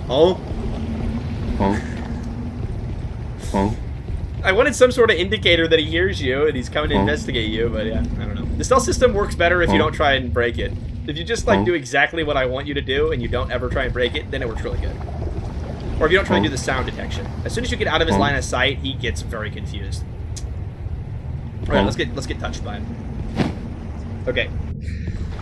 Couple different outcomes here, right? So you get captured. Now, he's not an unreasonable man. So there's a variety of ways out of this situation. So, either run, talk, or fight. So if you select run, this is what happens. Absolutely nothing. He doesn't chase you. He won't chase you until you start moving, and I did that because I wanted to be fair. It looks a little bit silly if you stand here for a long time. But, yeah, anyways. Let's try and run. Oh, no! Ah, don't touch me! No! Ah, no, don't touch me! Ah! I wanted to be a little bit brutal here, so if he does touch you... Oh, shit! But you're still alive. You can walk for a little bit, and then you get really fucked up. Damn.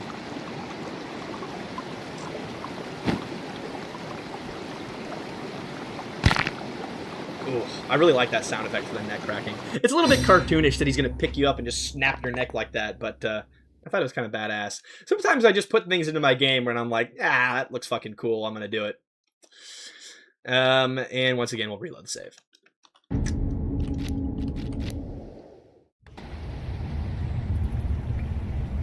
That neck cracking was so good. Yeah. I actually gooned to that neck cracking sound every day. It feels like those chiropractic ASMR videos. All right, let's get touched again and see what happens. Hey, I'm here. At least Yarrow didn't get the lone RPG treatment. Yeah. The game is going to have adult content in it, but I'm going to try to be very intentional about how it is put into the game and how it is explored, and give it some real meaning, and not just have it be, if you lose, you're getting touched everywhere. James, thank you for the $2 donation, man. That means a lot. Thank you so much for supporting the channel. All right, so we've been touched. Let's try to fight, and then we'll try to talk. So the fight sequence is different depending on the traits that you have. Kenny, thanks for the gifted membership, man. That means a lot. You guys are being so generous. I'm very blessed. I'm very grateful to have such an incredible community, seriously. So, if you have the might trait, this QTE bar is bigger, and you have to hit it less times in a row. If you have the agility trait, you kind of do some weird ninjutsu maneuvering, and it looks kind of cool. That's all I can give. Apologies, can't be more. Dude, anything is insane and unnecessary and means the world to me. Anything. Thank you. Let's see if we can win it. So yeah, I think without any traits, you have to hit this guy like 3 times in a row. But if you just lock in, it's totally doable. We're good. Nice. So yeah, if you have the might trait, I think when you hit him, it knocks him off into the void, because you're so strong. Did I really just kill a man? I didn't want to kill him, but I had to defend myself. Could there have been another way? And yeah, if you don't hit him off the ledge, then you can loot his body! I can't fit in or carry any of his gear, but surely has something of value on it. Our morality is going out the window real quick in this run-through. I wonder who he is, who he was. That's a little bit weird how that... I need to change how that lighting effect going out was a little bit weird. Let's put it into the list. Fix lighting effect on dead Saracen. Also, I saw a question how long the game's going to be, 3 to 4 hours. And will the game be closer to Demon's Roots type of story? It is very different from Demon's Roots, but certainly Demon's Roots is a part of the inspiration that fed into this game. This camera stuff is fantastic. Thank you, man. I'm using Eli Zoom, I believe is the plugin, to do all of my different camera movements and whatnot. I like that cinematic feeling. All right, let's make a save here, and then we'll also make a save where we do not kill this man.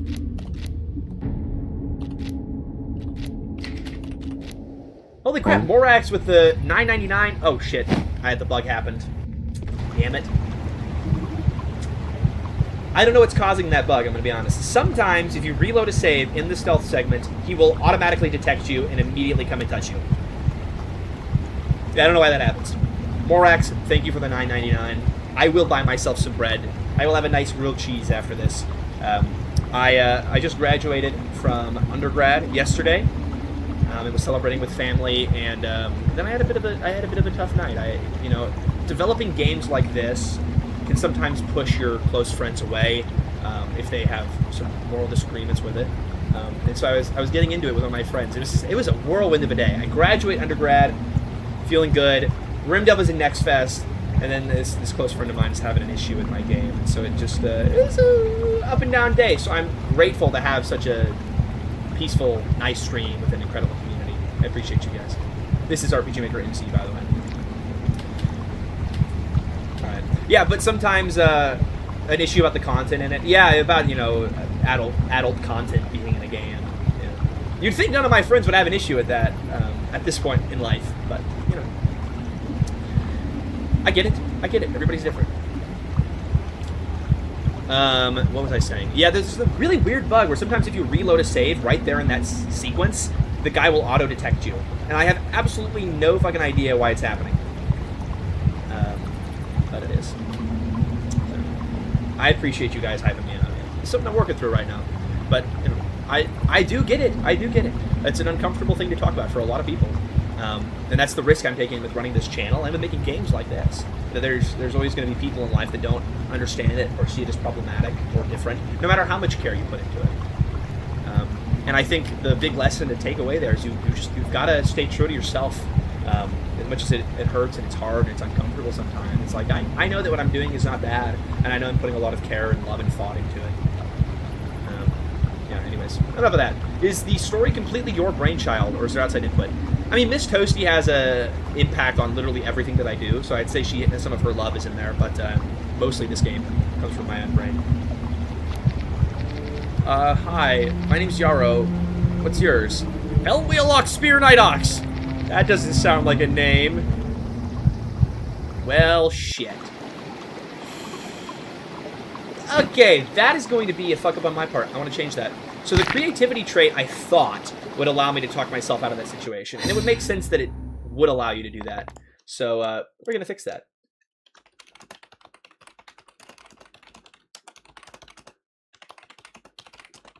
Yeah. Some traits allow you to talk yourself out of the death there.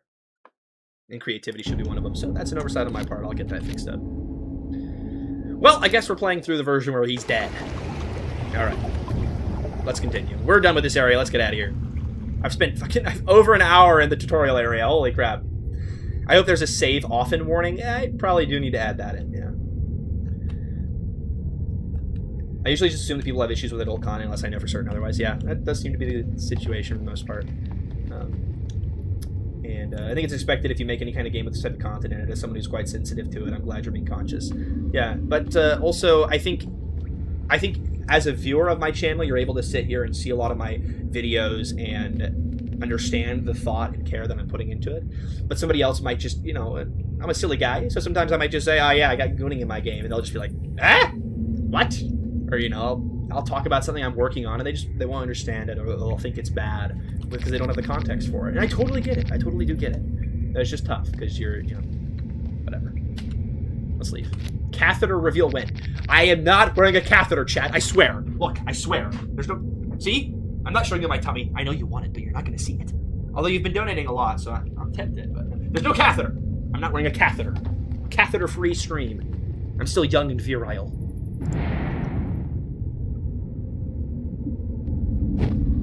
What if instead of doing anything, you just stare at the guy for like an uncomfortable amount of time? Maybe I should make an intimidation option where you just stare him down. Maybe with the presence trait. This is going to be a tight squeeze. The walls feel like they're closing in on me. This was probably one of the hardest things I had to draw because I knew this was going to be this little crawling sprite was going to be a pretty pronounced thing, and I think it's a cool visual, but I have no idea how to draw. So what I did was I cut off the normal sprite's head, and then I took the facing up version of his sprite, and I flipped it around, and then I shoved it onto his head, and then I cut off his arms and shoved them on there, and I just kind of shoved it on each different direction. So it's a little bit jank, but it's alright. The computer shares a toilet too. This is like the old school thing where the YouTubers don't have legs or whatever. I have an option of surrendering? I could add an option of surrendering, but the problem is then I'd have to write that whole entire plot line and how that would change things, and I don't know. Maybe it would be okay to have an option for surrender if you have not stolen from him, and he'll let you go. But if you have stolen from him, then he'll kill you. Yeah, I'm probably going to rework those options a little bit. Just add a little more depth to those choices. I'll sit on it. I'll sit on it. Because I do have some of that with the talk yourself out of it trait. Let's see.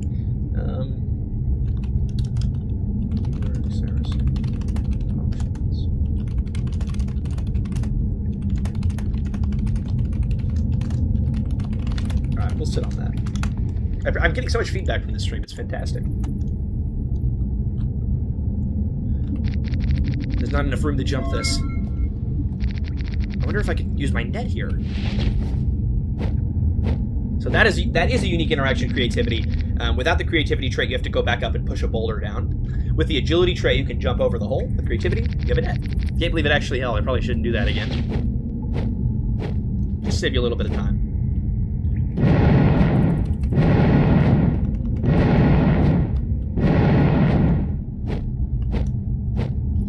Also, originally for this sequence, I had the event to trigger the teleportation to the next area down way here in the tunnel, so you just had to walk for a while. And I was like, yeah, that's kind of annoying, so I moved it up here. So now you take one step and it just takes you away, instead of having to walk all the way to the end.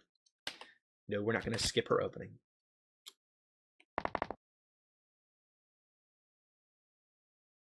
Black Soul story-wise is one of my favorite games, but yeah, I got to agree with the dialogue options being very problematic. It's tough because you want to explore these really difficult themes in a game, but then you also have to find a way to not gamify it too much or not make it too lighthearted. It's really fucking hard to strike that balance. You're like doing game dev on hard mode. I don't know why the hell I do this to myself. Dude, the Hansel and Gretel scene in Black Souls 1 is actually fucked up. They are literally children. Like, genuinely messed up. Did you always like darker games, or was it through the years? I would say after playing Fear and Hunger, I really got into it. Particularly for RPG Maker. For other horror games, I'm not a big fan. These studies confound me because they're too scary. But RPG Maker I can handle. Princess, remember yourself. The queen approaches. Mother, my apologies. What once was whispers has come to be. Charlemagne's prophecy is upon us. Bertrada, you may leave us. Originally, I was going to have Bertrada play a bigger role in the story, but now she doesn't. Sorry, Bertrada. It has been an honor, Princess. Bertrada. Has it truly happened, Mother? The shaking is supposed to convey fear. I remember a couple of people when the game was earlier in development, people thought it was just the game bugging out.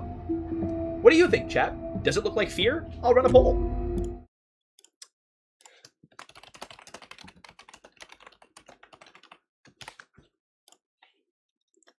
Has it truly happened, Mother? The priests always spoke as though it were far beyond the reach of our lifetime. You're right, I should do the big eyes on the sprite. You're right. God, my community's so smart. Ah, Grimdelve is going to be so amazing after this. I feel so pleasured.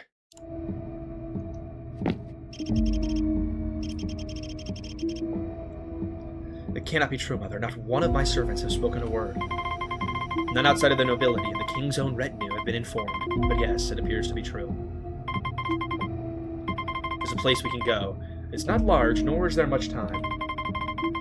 Send for your best servant and have her meet us in the courtyard. There's no room for more, so you'll have to choose. There can be no delay. The signs show it is already among us. Upon us. Sorry, the Among Us show came out. And, the grass wilts and the light wanes. We must hurry.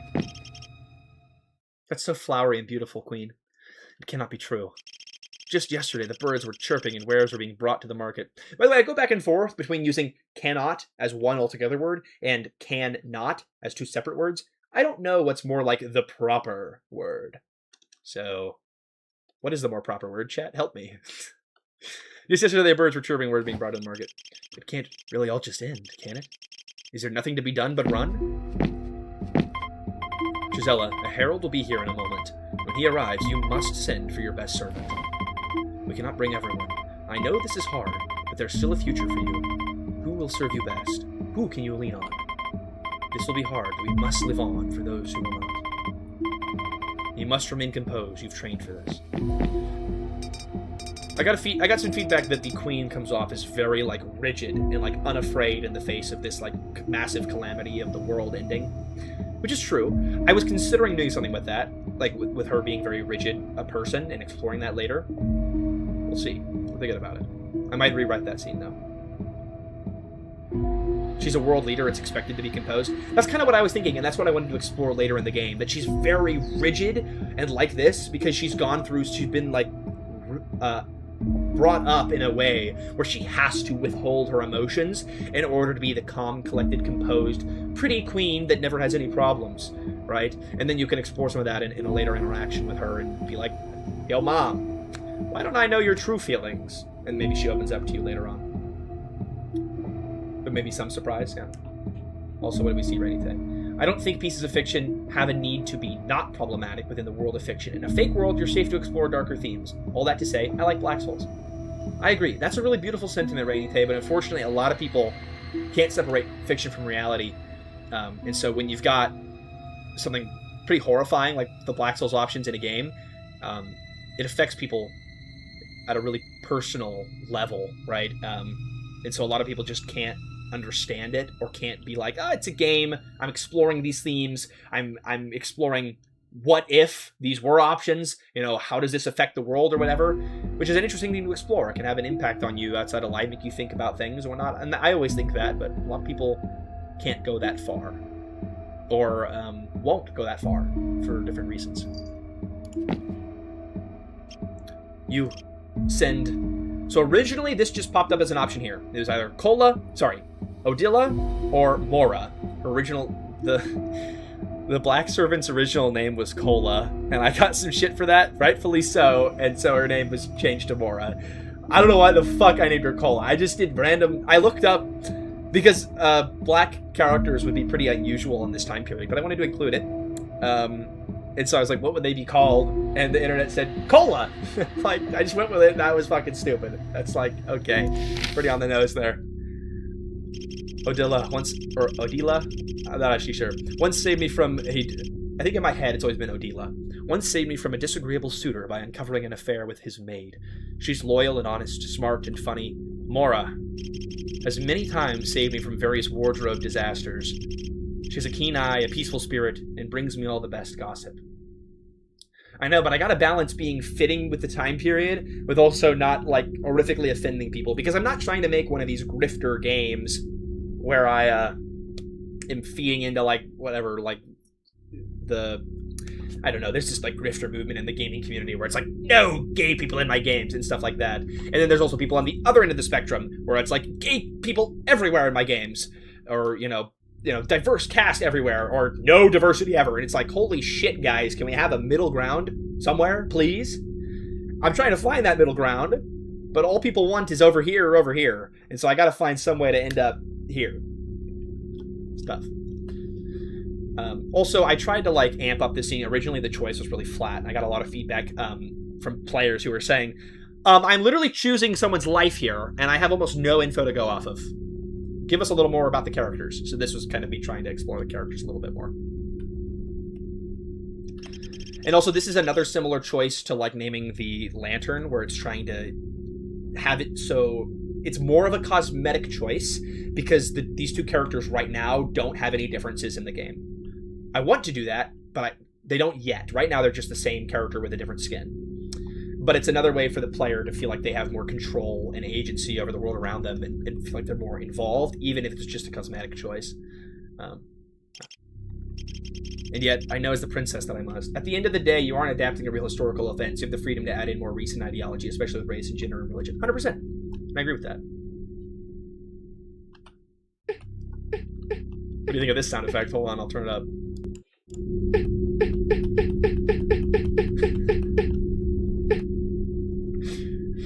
I thought it was a little bit dramatic, like they're gasping, like, oh, pick me!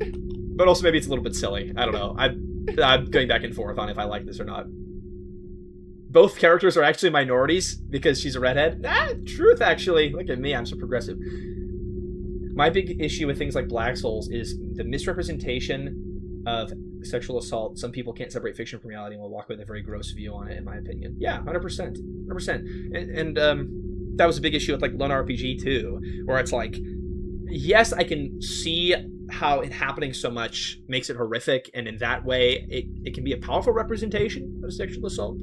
But then also it's just very gratuitous in one RPG, so it's like it's a tough line to walk between being gratuitous and being, you know, moving and impactful and telling a story and developing themes with it. It's really tough. That's like a big criticism with like Game of Thrones, right? Like it has those scenes in there, and they're there to develop the characters and move the plot, but then sometimes they're like, did we really need to have that scene in there? And that's a stickler for a lot of people. We are gonna go with, who have I tested less? I have tested Mora less, so we're gonna go with Mora. I also want to make sure that I've actually got her name updated everywhere. I do not know. I have to pick, so I'll pick Mora. Yes, for some reason she's more deserving to live. As the princess, I've decided. I also made it so that I think was it Mora's backstory is that she brings her all the best gossip, or maybe that was Odila's. I put that in because Miss Toasty made me watch Bridgerton, and all they talk about is gossip, and I was like, yeah, that probably would exist in the world of royalty, so I'll throw it in there.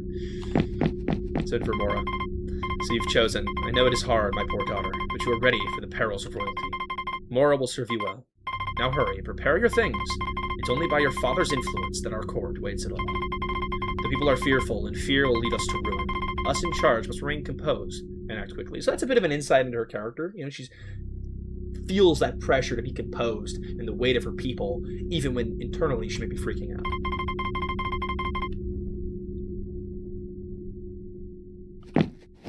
Hey, gamer tag, welcome to stream. Also, I'll end this poll now. So it was 88% say that the shaking conveys fear. So that's awesome. Okay. But I probably will still add the wide-eyed sprite in there. I think that'd be good. Let me elaborate. While the princess talks about... Oh, this is the... Hold on. Silence real quick.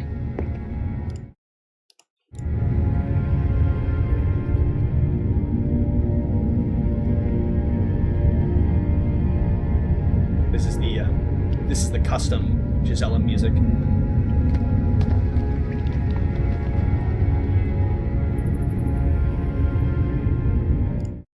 I don't know if it's like just the thought that Black Jacket Poise would go out of his way to make music for my game that makes me emotional, or if it's that the music is actually really emotionally compelling. But these, both her and Yaro's theme, make me fucking like get torn up a little inside. Maybe I'm just really too invested in my characters and world. I don't know.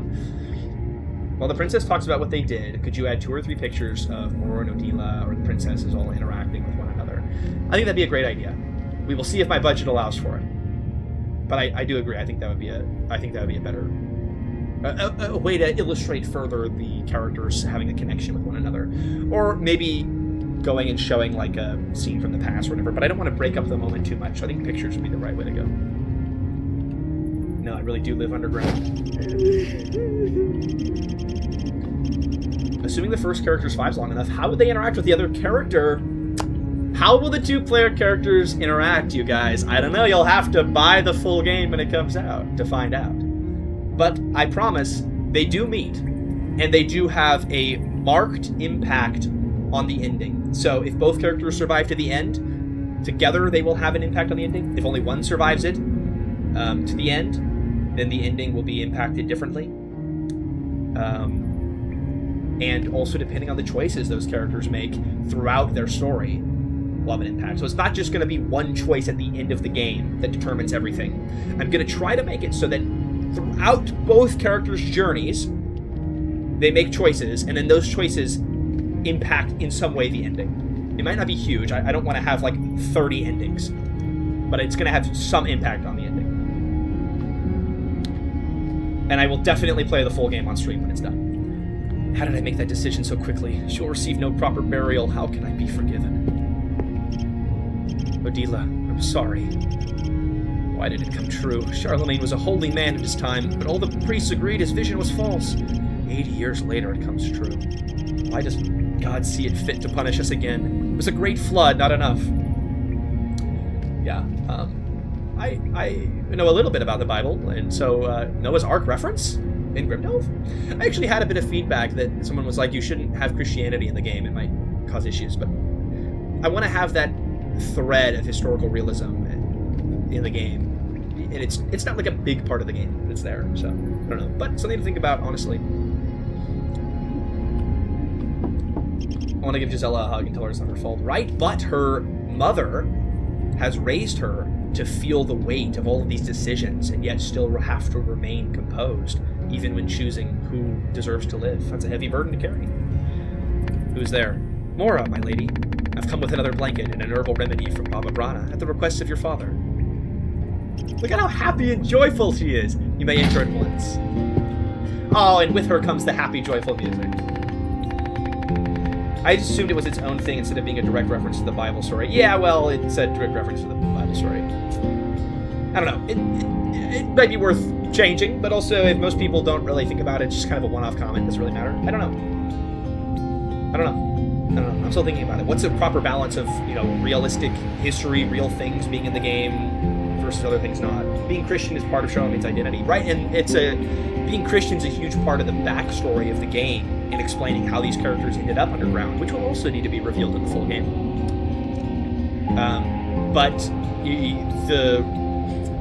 I would say religious ideology is part of the game's theming, but it's not a big focus. It's more of like a secondary theming.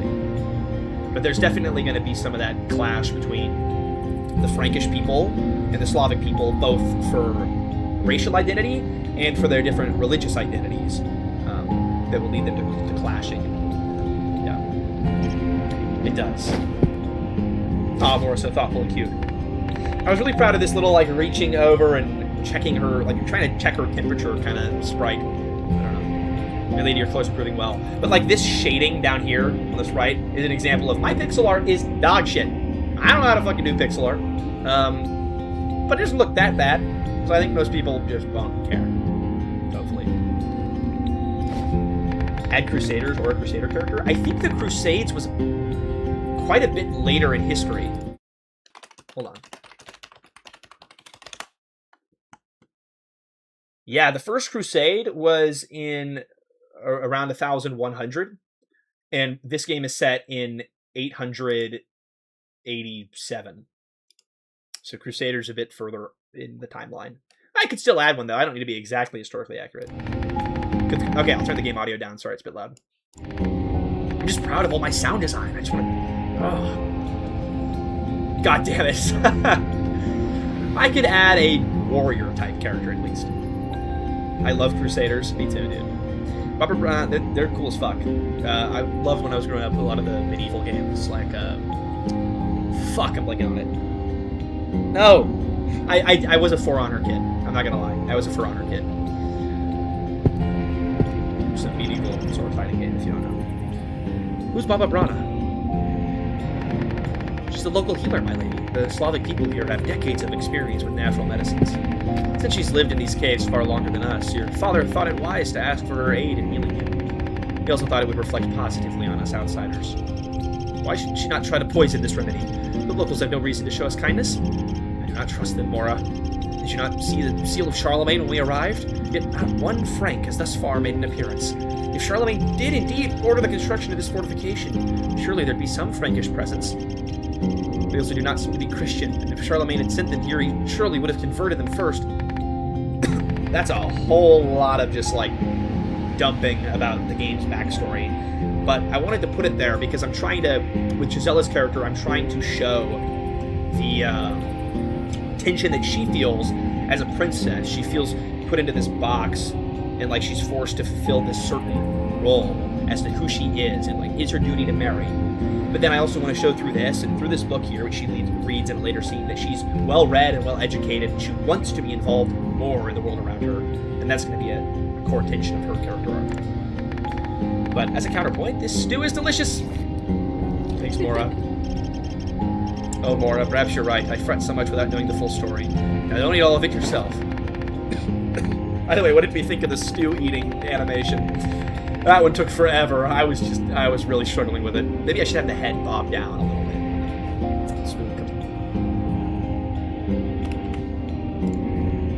You saw nothing. Nothing happened. You should look into Sonny Bean's story of the 16th. I will look it up. I've never heard of that. Okay. I'll look into that later. Am I allowed these moments of laughter? What of Odila? I left her behind so easily.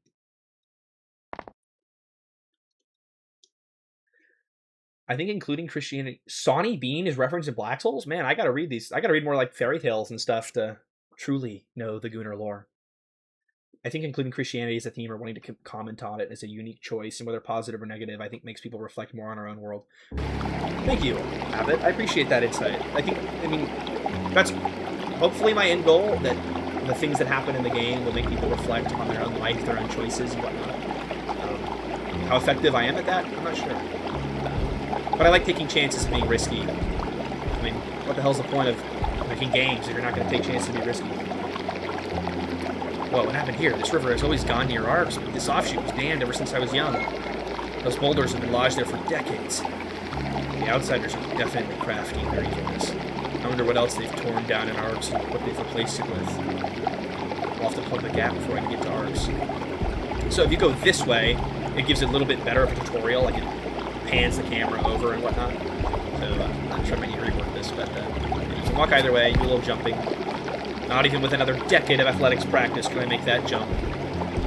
And I was originally going to have it so if you have the agility trait, you could jump this distance. But then I decided that that would be too fucking much to program and deal with, because the way I'm doing this is it's a map transfer. So right now you're on a separate map from the full town map that we'll get to in a sec. And I'm going to be honest, I didn't want to deal with it, so I went the easy route. It's kind of a difficult way. I can probably plug the dam with this. I'll have to push both of these into place, though. And then I changed this around if you played earlier versions. Originally, this was like a sparkle effect, but I changed it to a smoke. I just, like, this is where you click to reset the holder, so I wasn't really sure how to include it.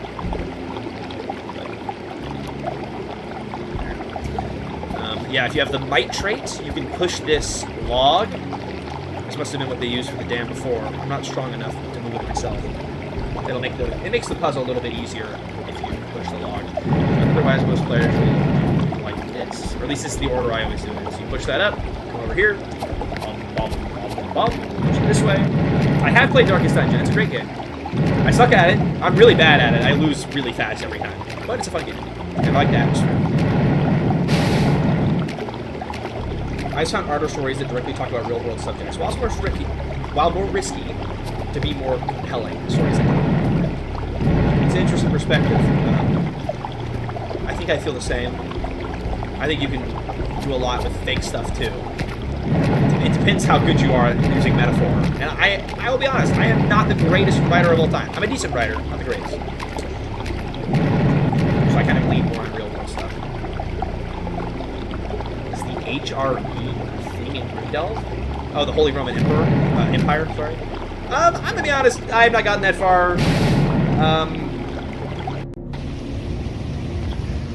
Okay, look, I don't have a game design document, okay? I like to freeball my indie game development. I don't have a game design document. I have a story outline. I have an idea of what I want my story to be, but I'm still kind of developing it as I make the game. We're in the year 887 right now.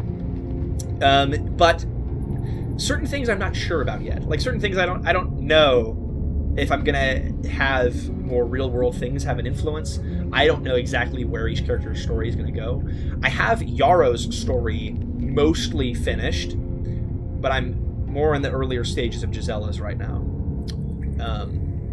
So, you know, it's still under development. I'm still not sure.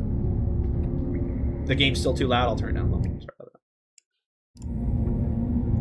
Right, but also the setting of the game is that the world above ground died.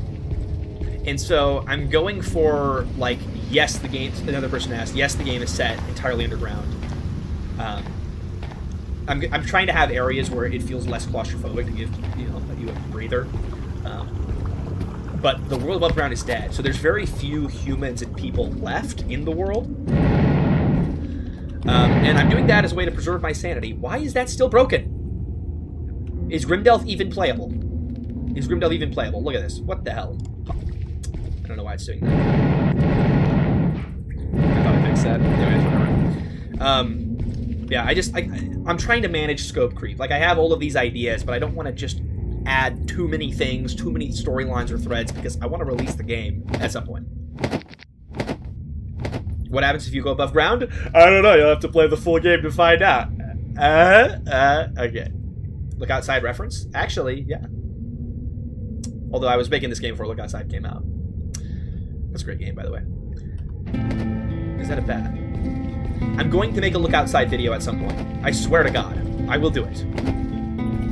Also, I really like doing stuff like this. So this area is inaccessible in the demo. But you can walk here in the full game once you have access to the whole cavern system around the town. And so you can look at it and think, oh shit, there's a chest over there. Oh, I want to get it. But you can't. The bat here is a little bastard. It was really fucking hard to program. But he behaves differently if you have a lantern on versus off, because originally it was just really fucking frustrating. So, if you have the lantern on, the bat will always run away from it in a predictable way. That's why he's staying in this area right now. If you don't have the lantern on, he runs around willy-nilly. So I turn it off, and he just kind of runs around willy-nilly. He still will generally run away from you, but he moves. He's really enjoying that corner right now, though. But he'll kind of move more freely. Wow, he doesn't want to move. No, whatever. The bat is supposed to move a little bit more freely, and we don't have the lantern on, but I guess it's a little bit fucked right now, so whatever. We'll just catch him. Programming mini-games like this is really damn hard. Your electricity shut off? I'm sorry to hear that, dude. It's really hard to program mini-games like this in RPG Maker. You have so many parallel processes running, a lot of variables being checked. The engine wasn't really made for it, but I love doing stuff like this. What volume level do you aim for your desktop audio at for streaming? I tend to have my volume down lower so I can hear myself think. And I want the game to be... I want you to be able to hear the game, but I don't want it to overpower me. I don't know. Around 50, I guess. Got it. Why in the Great Shadows is there a bat this close to Arx? It looked injured. And there is talk in a later scene of an injured bat. I try to have everything be said for a reason, more or less. Oh, shit. Who's that guy? Oh my god! Is that my brother? Oh no! Where'd he go? I've played this game way too many times. Wait! What's that? Little brother. Toasty, if there were to be fan art of this, what would it be about? Oh, there's a lot of things that could be done with fan art, but I'm assuming... when I think of fan art, I always think of like character ships. And there is going to be relationships in this game. There's two... So it's... I don't really want to explain it too much to give away spoilers, but basically, there's two possible relationship routes in the game. And so I imagine it's like shipping that or shipping them with different characters in the game. Curse these Nav spirits for haunting you with your face. Nav is also a Slavic pagan religious thing, hopefully, unless the internet lied. You are gone. Tato and Mati are gone. All I did was run away. Some man I am. What should I do now? What are the darkest pits of these shadowed caverns do I do now? By the way, I just thought of it, but earlier in the game, if you have the fervor trait, you can get really freaked out because that's your emotional response. Emotional intensity and attracting the uncanny. So if you have the fervor trait earlier in the game, the option to commit suicide happens. And that reappears in this sequence here that's about to occur. And I am not sure if I'm going to keep that in and explore it more deeply, or if I'm going to cut it off, because that is a really fucking heavy subject matter, and I don't want to just throw it into the game. So it was a thread I was considering going down, but I'm still considering it. You know, I'm not sure yet. Also, I liked this. You can see around the edge. Oh shit, that's a fucking head on a spike. Well, things are gonna be bad up here. Oh lord. Also, this was just me playing around with sprites. Like, I took a character sprite, I would like erase some of it, and then I just draw freaking red, random, willy-nilly all over the rock. I don't know how to do pixel art, but it's not too hard to make mangled gore piles. What in the shadows is this? What happened? Oh, Villas, why did I leave? I should have done something. I should have done something. I use the mouse. But I'm messing around with pixels, so I just zoom in really deep and I do it very slowly with pixel art. I know it's really heavy subject matter, but it's so dark funny. I personally love it. Dark funny, that's a new word. I don't know. Like I said, I'm still thinking about it because I don't want to just have suicide there and then not give it the proper introspection, the proper time to be talked about and explored. But because it only comes up when you have the fervor trait, only for that trait, I feel like it might add too much to my plate to Grimdelve, wishless Grimdelve, fully into that subject matter because it's only connected to one trait, you know? I'm trying to prioritize time investment. I'm really proud of this flashback sequence.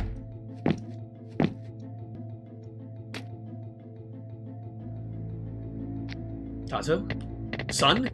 Weren't you out exploring? Get behind me. I will say I'm not sure about this, like, looking back sprite. It still looks a little freaky. Freaky? Yeah, it's okay. Well, son, get behind me. That right there, that text cutting by without you getting the chance to read it, I don't do that very much precisely because I myself stream and I know what it's like to be a streamer, and if you have a lot of the text like that where it will auto-complete and go to the next text box, even though that's a good way to show like a character getting cut off, streamers are just going to miss it. So I don't do a lot of that in my game. I just show the hyphen and then I leave the text there and I let the player choose to continue on their own. That's the one spot where I have it right now, I think. Because it doesn't really matter what he says. Your Matty and brother are dead. What? They said it was to send a message. Well, I also have it there, I guess. Who? Outsiders. Son, they don't know about you, but they're coming for me. It seems there's little time. Go hide in the crates, now. Well, I'm gonna take my time. Hurry, son! Well, shit, never mind. Sorry, Ed. I don't know why chat's not on the screen. I think it's because I'm using Restream in order to stream to Steam and YouTube at the same time that it glitched out the chat. By the way, I have not looked at Steam one single time this entire stream. Have people been chatting in Steam? Okay, I don't think so. Okay. I hope I haven't missed any Steam chats. Son, I love you. That was a later edition. I didn't originally have the dad say, son, I love you. But I don't know. I think that a lot of the time, male characters... Wait. Oh, sorry. The throw-up sound effect was because I went over to the Grimdelve Steam page and started playing the trailer. You tweaked me out for a second there, too. I think that a lot of the time, male characters are very stoic. I think that's fine, and there's a lot you can do with very stoic male characters. And I have Yaro's dad be a pretty stoic guy. But I wanted to have that moment where he says, I love you, because I feel like that's a pretty uncommon thing to see in games, at least in a lot of the games I play, where a dad shows that kind of emotional vulnerability, that kind of openness with their kid. I don't know. It felt right to me. It felt like it was a kind of powerful, emotional thing. At least while I was writing it, I teared up about it. I don't know. I thought it was like maybe a unique selling point that the dad would say that, because a lot of fathers in gaming and media don't. Yeah, and it also shows, that the dad knows that he knows it's going to be the end. And in his last moments, he prioritized protecting his son. Now, it's not much of a show if I slay you right here. You bastard, the folk here did nothing to you. That is not my concern. I'm here to provide for my people, and you're in the way. Oh, another way that I'm trying to differentiate the characters. The Frankish people say people. The Slavic people say folk. He was pretty impactful for me. S tier writing. Thanks, guys. That means a lot. Seriously, thank you. From you and your family's resistance, others will think they can resist too. I cannot have that. I was always going to kill a few of you savages anyways. You're a monster. Die! What a pathetic death. What do we think of the head exploding? If only these fucking savages would have surrendered right away. I suppose a few more will need to die. Maybe after more deaths, they'll see that a new order is upon them. Originally, I had the dad just have like the default RPG Maker / animation play, and then he would like stumble and fall. But the red bits on the edge could be better. Oh, you mean like the effect around the edge of the screen? That's a valid feedback.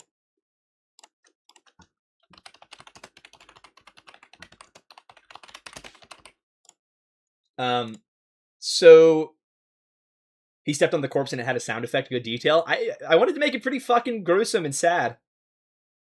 Tato? Yeah. I actually think that around the time I was coming up with the idea for the main villain in this game, I had just watched the Puss in Boots movie, where it has, I can't fucking remember, but it has the big fat guy who's just a bad guy. And everybody on social media was like, man, isn't it so great that there's a villain that's just a bad guy? And I was like, you know what? That is great. I'm going to make a villain that is literally just a bad guy. So the villain in this game, Jack Horner. The villain in this game is literally just a bad guy. There's moments where you see more of his character, and you are able to understand more of why he is evil, and he has a philosophy behind it, but he is just genuinely evil, and as is shown in this scene. And I like that. I like that in games. I think it's cool. So basically, a lot of indie game dev is just doing whatever the hell you think is cool, and that's what makes it so fun. But yeah, that's also kind of why I added the head exploding. But I also decided to add in the... well, there's more you'll see in the full game of that character. And you'll see more of who he is and how he did that. How he made his dad's head explode. Yeah. I'll leave it at that. No spoilers. Not every villain needs a sad past, I agree. And the dad certainly does not. Sorry, the main villain. Also, with certain traits, he'll have things to say if you interact with these things. Other traits, not so much. I clearly have not fleshed out the creativity trait as much as I should have. I want to add more to it. I was also really proud of this little effect here. The little flies buzzing around the corpses and the bug on the ground, and the directional audio.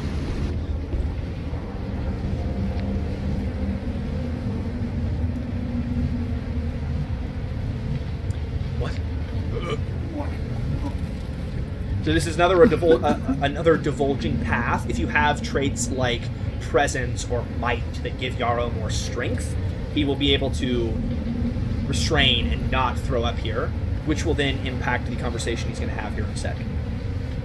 Anyways, fuck, what is that? Are they all really dead? I don't see even a hint of movement. There's supposed to be more than 10 folks, and they're all dead. That should not say 10 folks. That's not proper grammar. Discipline made this scene a lot different. Yeah. Okay, let's say instead of a lot, more than 10 folks, maybe more than 10 fellows.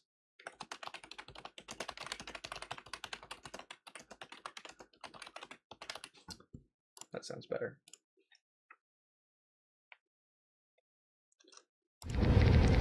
Would the creativity trait be like Inland Empire? I didn't really do like an exact like one-to-one recreation in any of the Disco Elysium skills, but certainly like there were some that drew from certain areas. So like intellect is logic from Disco Elysium. Yeah, I would say creativity is Inland Empire, maybe also mixed with Shivers also, and so on and so forth. What a gruesome and cruel way to go. My favorite trope is when this stoic evil guy starts begging for their life when the protagonist wins. Oh no! You might have figured out what I'm gonna do for one of the endings. Spoilers! Stop spoiling! I haven't even made the game yet! Huh? I should have used the sound effect. Oh. The bodies around here are all used... The people around here are all used to the bodies by now, but you still vomit. Who the hell are you, and where are you from? I've yet to meet a single soul besides the ones here. I actually am from around here. I suppose it is possible one of you sneaky slops has been hiding this whole time, but why vomit? I just have a weak constitution. This dialogue is very unique if you have the creativity trait. If you don't have the creativity trait, then you don't go down this line of, I think, I can't remember, there's so many fucking branch paths. You don't go down this line of questioning. I struggle to accept such an answer, but do not worry. I have thought up a simpler way to resolve this. I doubt anyone save the people who live here know the name of this place. What is this place called? Chad, have you been paying attention? See, I'm pretty sure this choice only comes up if you have the creativity trait, or maybe another two. Fellows doesn't feel right either. Fellows. I use fellow and folk interchangeably. Oh, alright, people were paying attention. Good job, Chad. Arcs. But the thing is, if you say arc, you don't just, like, get murdered. If you say there must be 10 bodies, that's way better. That makes way more sense. What is wrong with me? That's such an obvious thing. More than 10 bodies. Okay.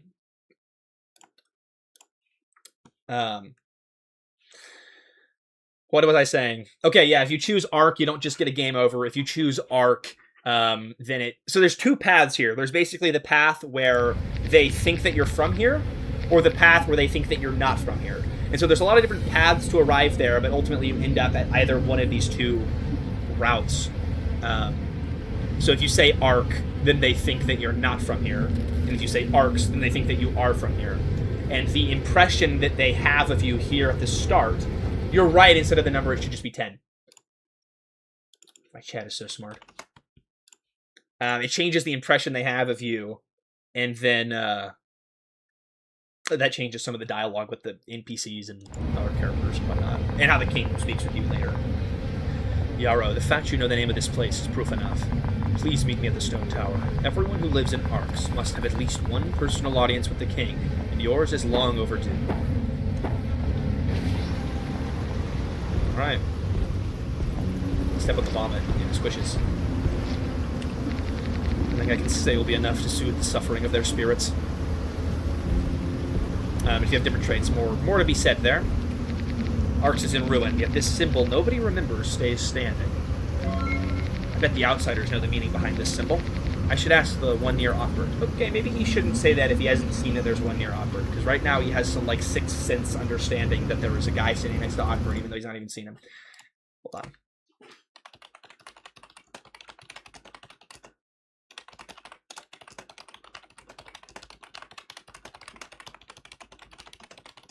Okay.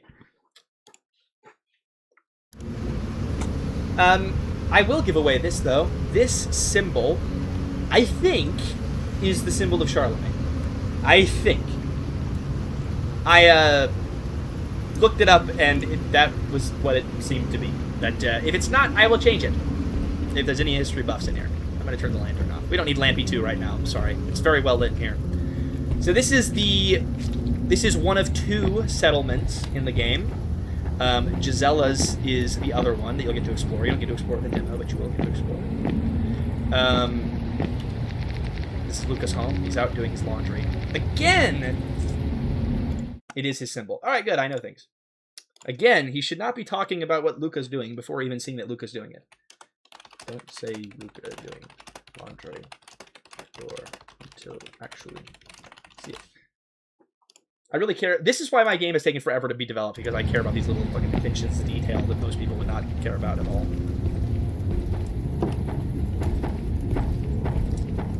So my philosophy with towns in video games, you want them to feel lived in, you want them to feel big, but you don't want to actually make every single room enterable, because that's way too much work and way too many things to deal with. So what I'm doing instead is some of the buildings are enterable, which is marked by the door being open.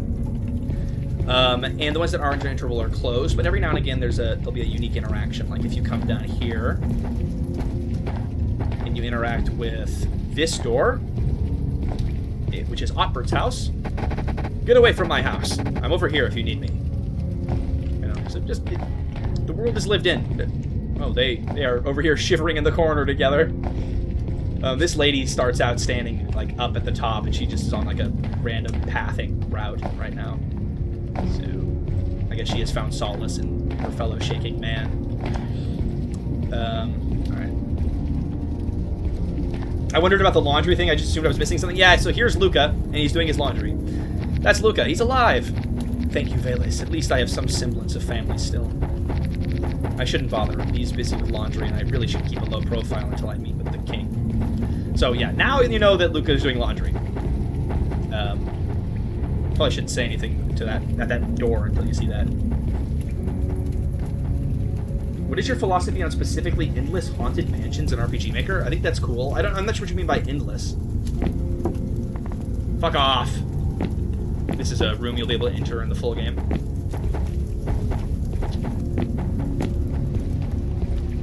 When I think of mansions, I immediately think of like the Witch's House, or this game I just played recently called Votum, which is going to be I'm going to do a playthrough video on the channel. Both of them are set in like these spooky mansions.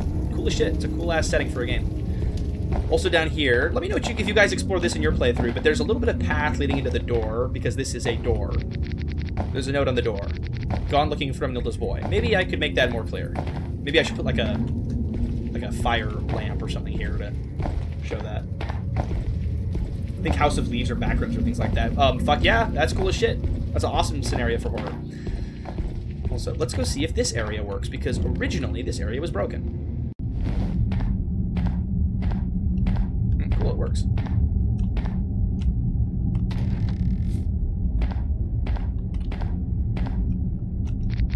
There's a scribbled note left on the table. That's insane. I know writing is hard for most Arx folk. Should I read it? Huge crystals down here. Hundreds of them. They make a weird noise, too. Other weird things, too. Some fellas saw their shadows move. Was this written by an Arx fella? I feel... Maybe Arx folk there would be better. I feel like I would have heard about this. There are hardly any crystals around Arx, and it's been explored for decades. Why would there suddenly be hundreds in the mines? So this is meant to be a bit of foreshadowing for later. This was kind of a hastily added area. I was thinking of how do I allude to some of the king's, like, I want to explain some of his powers and ability to blow up the head. So I kind of added this in. But that's a phenomenal point. How can Yarrow read German? Or is that in Slavic? Well, it was supposed to be in Slavic. But also a good question, how can Yarrow read? Because most people can't read. Maybe Yarrow can only read the note if you have the intellect trait. I'll tinker with that idea.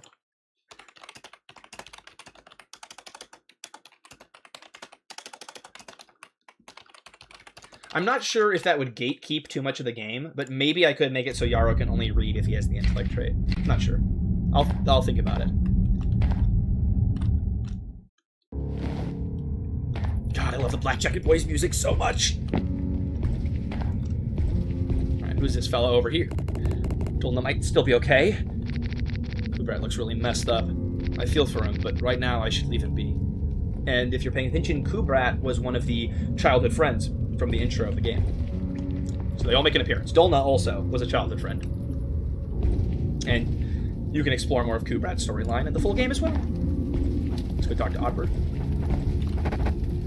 Hello, sir. How may I help you? Oddbird doesn't remember me. I guess I shouldn't be too surprised. Most of the time he ignored me and just talked to my Tato. He's always been focused on making denier. I wonder if this outsider takeover has been good for business. I'd like to see what you have for sale. Absolutely, sir. Oh my god, I have 6-7 denier. Chat, can we get some 7s and 6s in the chat as well? Also, I'm just checking my phone real quick. See if Miss Toasty needs me. No, we're good. We're chilling. I've been streaming for a long-ass time. So I'm sure. I told her it would be 1 hour, and it has been 2 already, and we're probably going to go for another hour. I should probably just ignore them. I'll be another hour, maybe. Sorry, Miss Toasty. Oh, true! Wait. So, I added this into the shop because of a later quest. But I agree, this does look a little bit odd. This does look a little bit odd. So, female fish are worth more because they give birth. I don't know. That was my logic there. It's for a quest later in the game. Currently 2 a.m. Holy shit, Morax. Thank you for hanging out on stream. I really appreciate that. Also, if you succeeded in that agility jump earlier in the game, you would have seen a hole, a weird-looking hole in the wall. And you could sell that location information to Oddbird and make a little money. Male, female, fish is fish. Yeah, good point. I swear, in the full game, it makes sense. This is a nice-looking bow, do you think? No, fuck you. Looks low quality. Your analysis of this bow reflects poorly upon you, as with all Slavs, you are a man of poor judgment. That line right there was very inspired by the racist guy in Disco Elysium. I don't know if you know what I'm talking about. But I wrote it basically in his same cadence. Send a final banter for now, Slav. Tell me about this symbol. This is a... I assume most people don't get this interaction because you only get it if you interact with the symbol and have the creativity or intellect trait and talk to this card. Twice. Sir Soldier, do you happen to know the meaning of the symbol at the entrance to Arx? You Slavs do not even know what it means. Yours truly is a lowly kind. It is embarrassing that your ancestors did not pass down this knowledge. It is clearly the seal of Charlemagne. Also, look at his little breathing animation. I'm so proud of it. Fear costs less with no de? No de fear?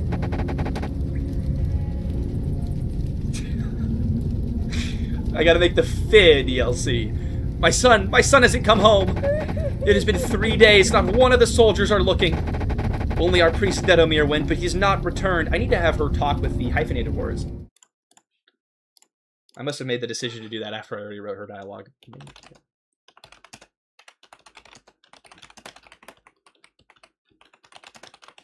Okay.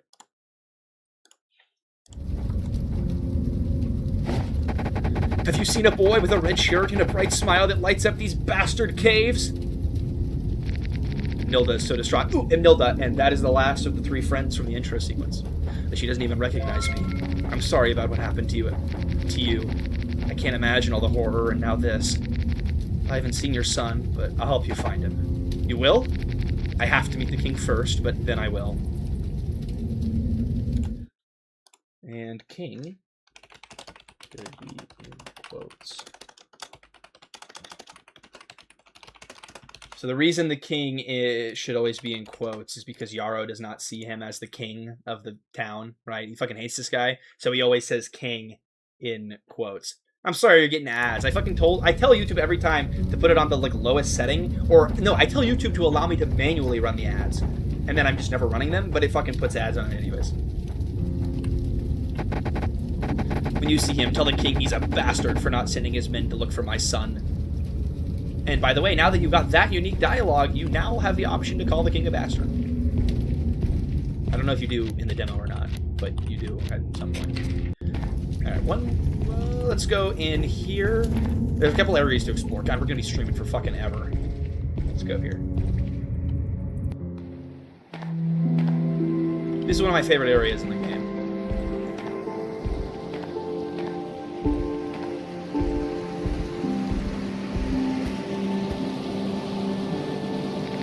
I always forget how beautiful this place is. The water's shallow enough from the edges that I can walk through without getting wet. So I wanted this area to be in the game, and I literally only put it into the game because I realized that a lot of my game is a really dark and depressing atmosphere. And I need some places where it is calm, and peaceful, and pretty. And thus, I added this location. What do you think of the idea of a supporter pack for the game? I might think about it. I mean, I'm charging like a full price, like $12, $10, something in there range for the game. Supporter pack, I think, makes more sense for a free game, but I might still do it. I'll think about it. This is the net Mirola uses for fishing. It's pretty worn out. Mirola, it's good to see you still well. I'm alive, but wouldn't call it well. We've been through a lot, us Arx folk. We're surely tougher than ever, we are. We are. Hey, if anyone asks about me, would you say nothing? I don't want him to taunt me with their deaths. Okay, this needs to be a little more emotional. This is a little bit of a stilted conversation. Or maybe I'm too harsh on myself. Sure thing, kiddo. Be careful with that king, though, would you? Yeah, it's obvious he's an evil man, but I sense something else is off with him, too. I will be. Thank you. I'm here if you need me. So, the reason that's so stilted is because if you talk to her again, then you get a bit more of an emotional conversation, but I should probably just have it be a little more emotional first time. I absolutely love this area, but please make the music fade in more slowly. The gradual uncertainty of a blind player into relaxation will make bank in the secret news. I'm on it. Fire idea. Make peaceful music. What did I call this place in my map? I don't know. I'm feeling brain dead now. It's a great idea. I appreciate you sharing that thought. Alright, I'll think about a support DLC. I just always feel bad, like, charging people or asking for money when I'm not giving anything in return. So I'll need to make it, like, have stuff in it. Like, a reasonable amount of things. I was looking if I could ask you something. My ears open whenever you're ready. Well, I've been seeing my brother. How do you mean? I think it might be a Nav spirit, but right as I approach him, he always disappears. So that's context that Yarrow's seen his brother more than just once there. That's right unusual. The Nav are usually aggressive to us folk. They envy the living, you know. I know. Do you think he recognized me and is trying to speak to me? If anything, I'd say him appearing is over some type of concern for you. I don't mean to say that your brother's angry at you. Did I seriously... I think I spelled angry wrong. Bruh. I mean, it's not an RPG Maker game unless there's typos in it.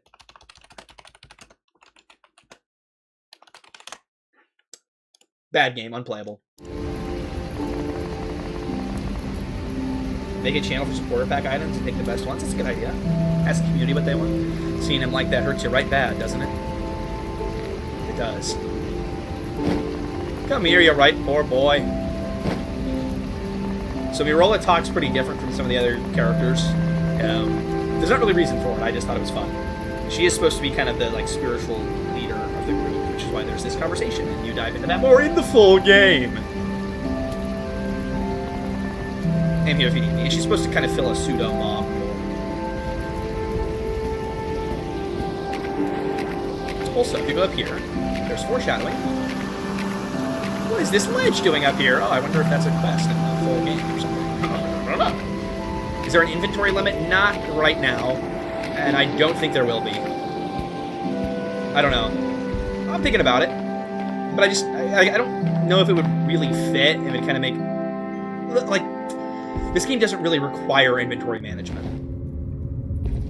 You know, it's not really about that. It doesn't really have a bearing on a lot of the mechanics or story or anything. I want everything in my game to be there for a reason. It feels like I was just here with him. How has it already been a month? I also thought it was a cool touch that when Yarrow enters a building, he takes his mask off. Granted, I thought it was a cool touch, and then it was really annoying and took forever to implement, but it is a cool touch. I'm surprised this is still here. It'd feel a little weird to disturb this room. Nah, we need the money. Okay. No RPG fights? Well, there are... I would say the closest thing to combat is the stealth system. And there are a few quests in the game that explore the stealth system in more depth.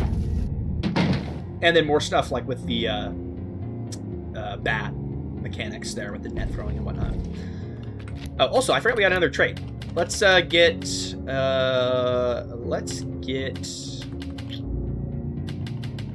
get fervor. Fuck it. This batch of mushrooms just finished growing. Don't get any funny ideas. The soldier wouldn't say don't. The soldier would say do not. You see this level, the level of attention a dev puts into their game is pretty absurd sometimes. Like, I feel like nobody would care if I left it as don't. But I shan't. I shall change it to do not. This is how it's been done since I was born, though it seems the new king has taken control. A guard stands watch while the farmer rests. Mushrooms are too valuable to be left alone. Food is scarce, and mushrooms play a big role, but Ark's folk also know how to scavenge. These mushrooms likely mainly sustain the king and his men now. You never could have bribed an Ark's guard to leave. You would understand how important these mushrooms are. But with an outsider guard, I wonder. I'll have to give 40 denier for a convincing bribe, though, and I do need to keep a low profile.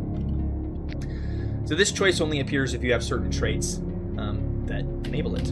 Let's bribe him. Sir Soldier, you're new to these caves. Allow me to teach you some of our wisdom. Underground, idleness is the enemy. There's also different ways that you convince him to leave, depending on your traits. Perhaps your king does not know this, but what he's doing to you is cruel. How long have you been standing here today? 5 hours. I should say 5 instead of the number.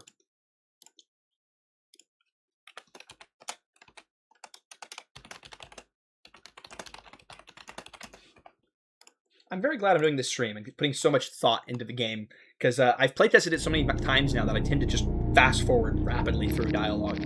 Absolutely, enjoy your walk and take your time. Thank you, Slav. You are too kind. And now we can steal the mushrooms. And this will have an impact on a later quest. We try to leave. No, I paid money for those. No. Yeah, we only take a few. Oh no, I ran out of time. I'm back. Thank you for watching. Time to leave. And if you leave, I hope that I made it correctly where it will remember. Yeah. And then this will have a bearing on a later quest line related to the mushrooms. Also, what will have a bearing on a later quest line is whether or not you sell the mushrooms, because you could come over here to offer. Okay, now you offer everybody up for sale, and then you could sell the mushrooms still. But then the Arch people will starve.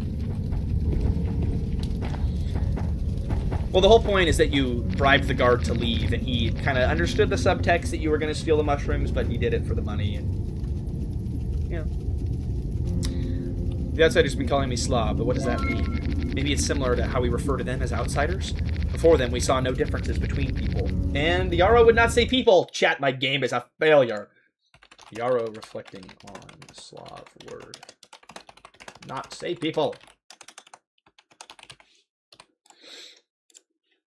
Also, this little reflection here on being called a Slav only pops up if you actually are called a Slav and interact with the guards and they demean you for it.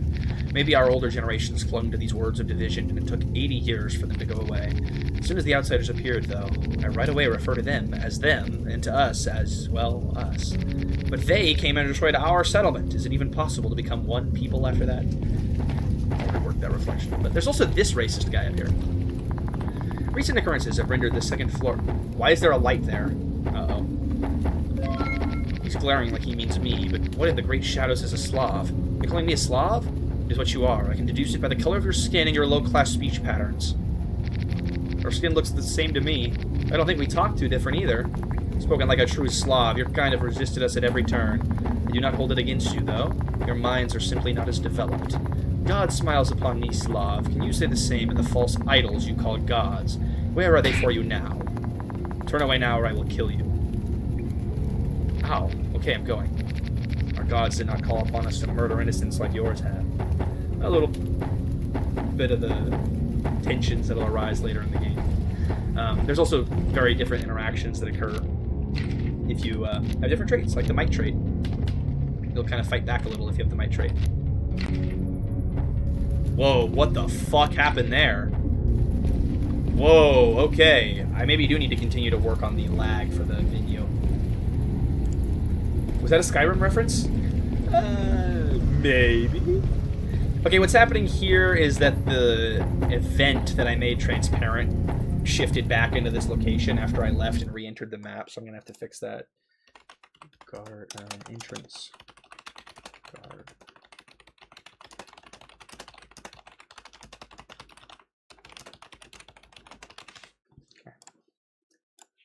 Not too hard to fix. I'm lucky we haven't seen any huge game-breaking bugs or anything yet.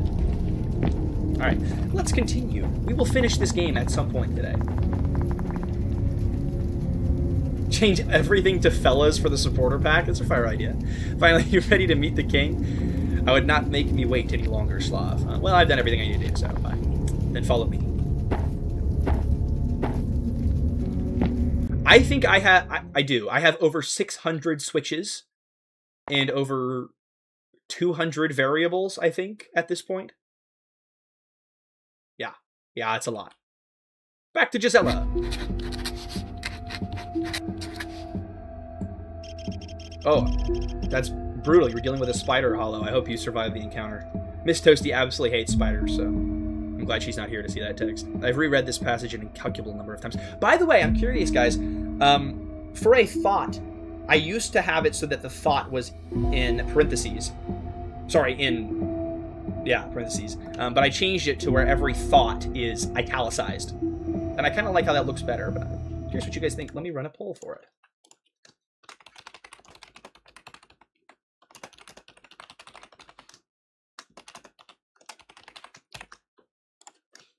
Italics.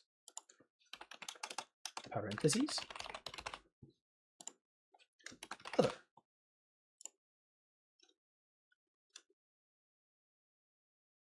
You can't tell the difference between italics and no italics? That is fair. I can maybe change the text color as well. The settlement was mentioned once. Once, Father so scholarly. How did Charlemagne envision and build such a place? I also find it hard to believe he only did it once, as this passage suggests. So Gisela has suspicion. Are they really the only settlement? Yet from these passages I gain little more than an appreciation of Charlemagne's foresight. I'll never learn why the only settlers appear to be Slavic, nor why Christianity was not established by reading this book so. I need to go out and meet these people. It's no longer enough to be a political tool. Right? Your Highness, the king requests your presence in the throne room. Allow me one moment. I'll make my presence known shortly. Of course, Your Highness. These walls driven me to insanity. My duties to my father and my people must come first. The men will find another settlement, if one exists. It is my duty to forge a bond through marriage. But could I do more? Oh, the beautiful music returns. I gotta turn it up.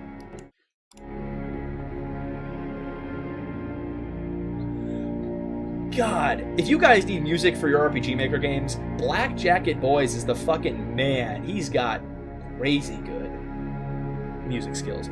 I could dim the face graphics for thoughts. That's a great idea. That wouldn't be too much work, I don't think. It might be. I can think about it. It's a pretty good idea. Okay, I'll turn this down again. Guys, he will do your music for free. This guy's insane. Alright, let's get a trade. Let's do... We're doing this one. Agility. Well, no, agility's literally useless for Gisela right now. I'm pretty sure agility does nothing. It might do something.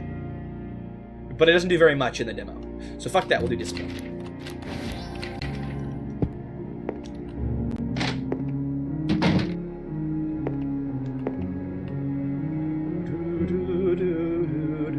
Yeah, Black Jacket Boys also has a lot of free music packs released. Here, I'll show them. Hold on. I love highlighting community members that are awesome. All right, Black Jacket. I don't know, actually, you called Black Jacket Boys on itch? No, you're called like CRMN?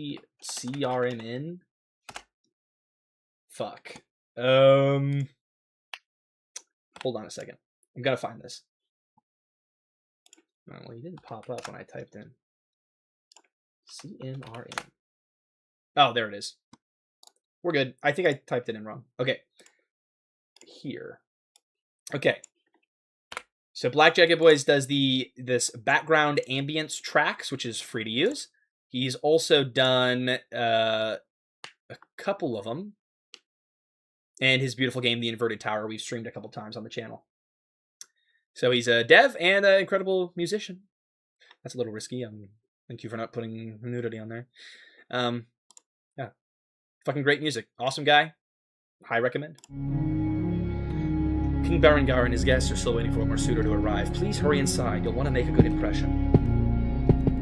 Mora, I know it's my duty to marry and build alliances for my family and my fellows. Now more than ever, I know that. But do you think I could ever do more than that? That perhaps I can be useful beyond using the gifts I was born with? Yeah, the RPG Maker forum is getting shut down. It's too bad. There's a Discord server called RPG Maker Refugees where a lot of the people from the forum are congregating. But yeah, it feels like that scene in Wreck-It Ralph where they shut down the game and she's stuck in there and dies. It's crazy how gory that movie is for a kid's movie. I think often a princess becomes more than the woman she was born as. Think to your namesake, your father's mother. She was born destined for marriage and children, but she chose the religious life. She was not born to found a monastery. It is something she chose for herself. That is real history. Gisela was the real name of the daughter of King Berengar of Friuli. That's his name in real life, King Berengar of Friuli. And his mother? No, his wife. I don't know, someone related founded a monastery. Real history. Although I don't believe the characters behave like they're real people do. Once again, like the real versions of themselves do. Once again, I find myself ever grateful for your wisdom. I shall see my father now, as you wish. I miss Odila too.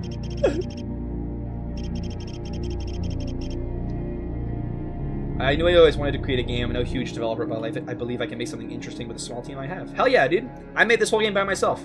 It takes a lot of dedication and believing in yourself and kind of a blind hope that you can make it work. Alright. These two doors lead the same way. They await your presence inside, Your Highness. We can go back upstairs, but there is nothing upstairs. I was really proud of this little zoom in, by the way. I thought it was cool. Show how cramped the stairwell is. Anyways, let's go into the throne room. Your Highness, please follow me. So if you come in from over here, one of these other guards will guide you.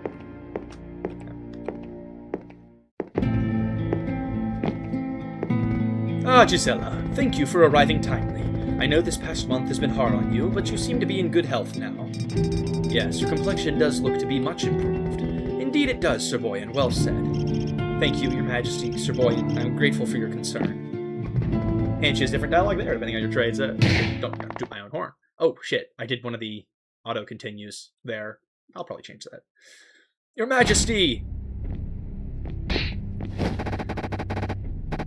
I'm curious what you guys think about the, little gag down here with the guards. I'm thinking about it. 1,000 pardons, Your Majesty. I beg forgiveness for my tardiness. I was out to fish when I came across Yander's son, who had been bitten by a bat. I had to help him to Baba Brana, which set me behind in my fishing. Please grace me with another chance for your daughter's hand.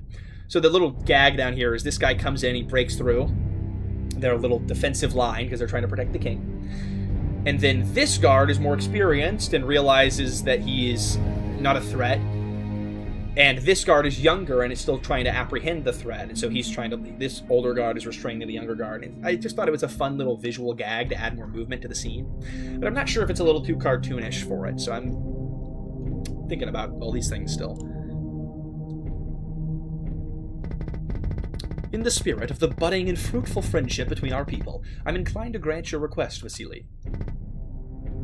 However... By the way, can I just say for a second, I sincerely appreciate every single one of you hanging out with me on stream today. It is literally like the greatest joy and honor and hope of every indie dev to get to yap endlessly about their game to a group of people, and it means a lot to me. Thank you for being here, seriously. Every game's unique premise poses a challenge, making an endless changing manner is very hard. I believe it, yeah. Yeah, every game has its own set of challenges and problems. If you're making an endless manner, good luck to you. Like procedural generation and whatnot in RPG Maker, that's crazy. Never let me say that I'm not a king who cares for princess. In light of the severity of this decision upon my daughter's future, I leave the choice to her.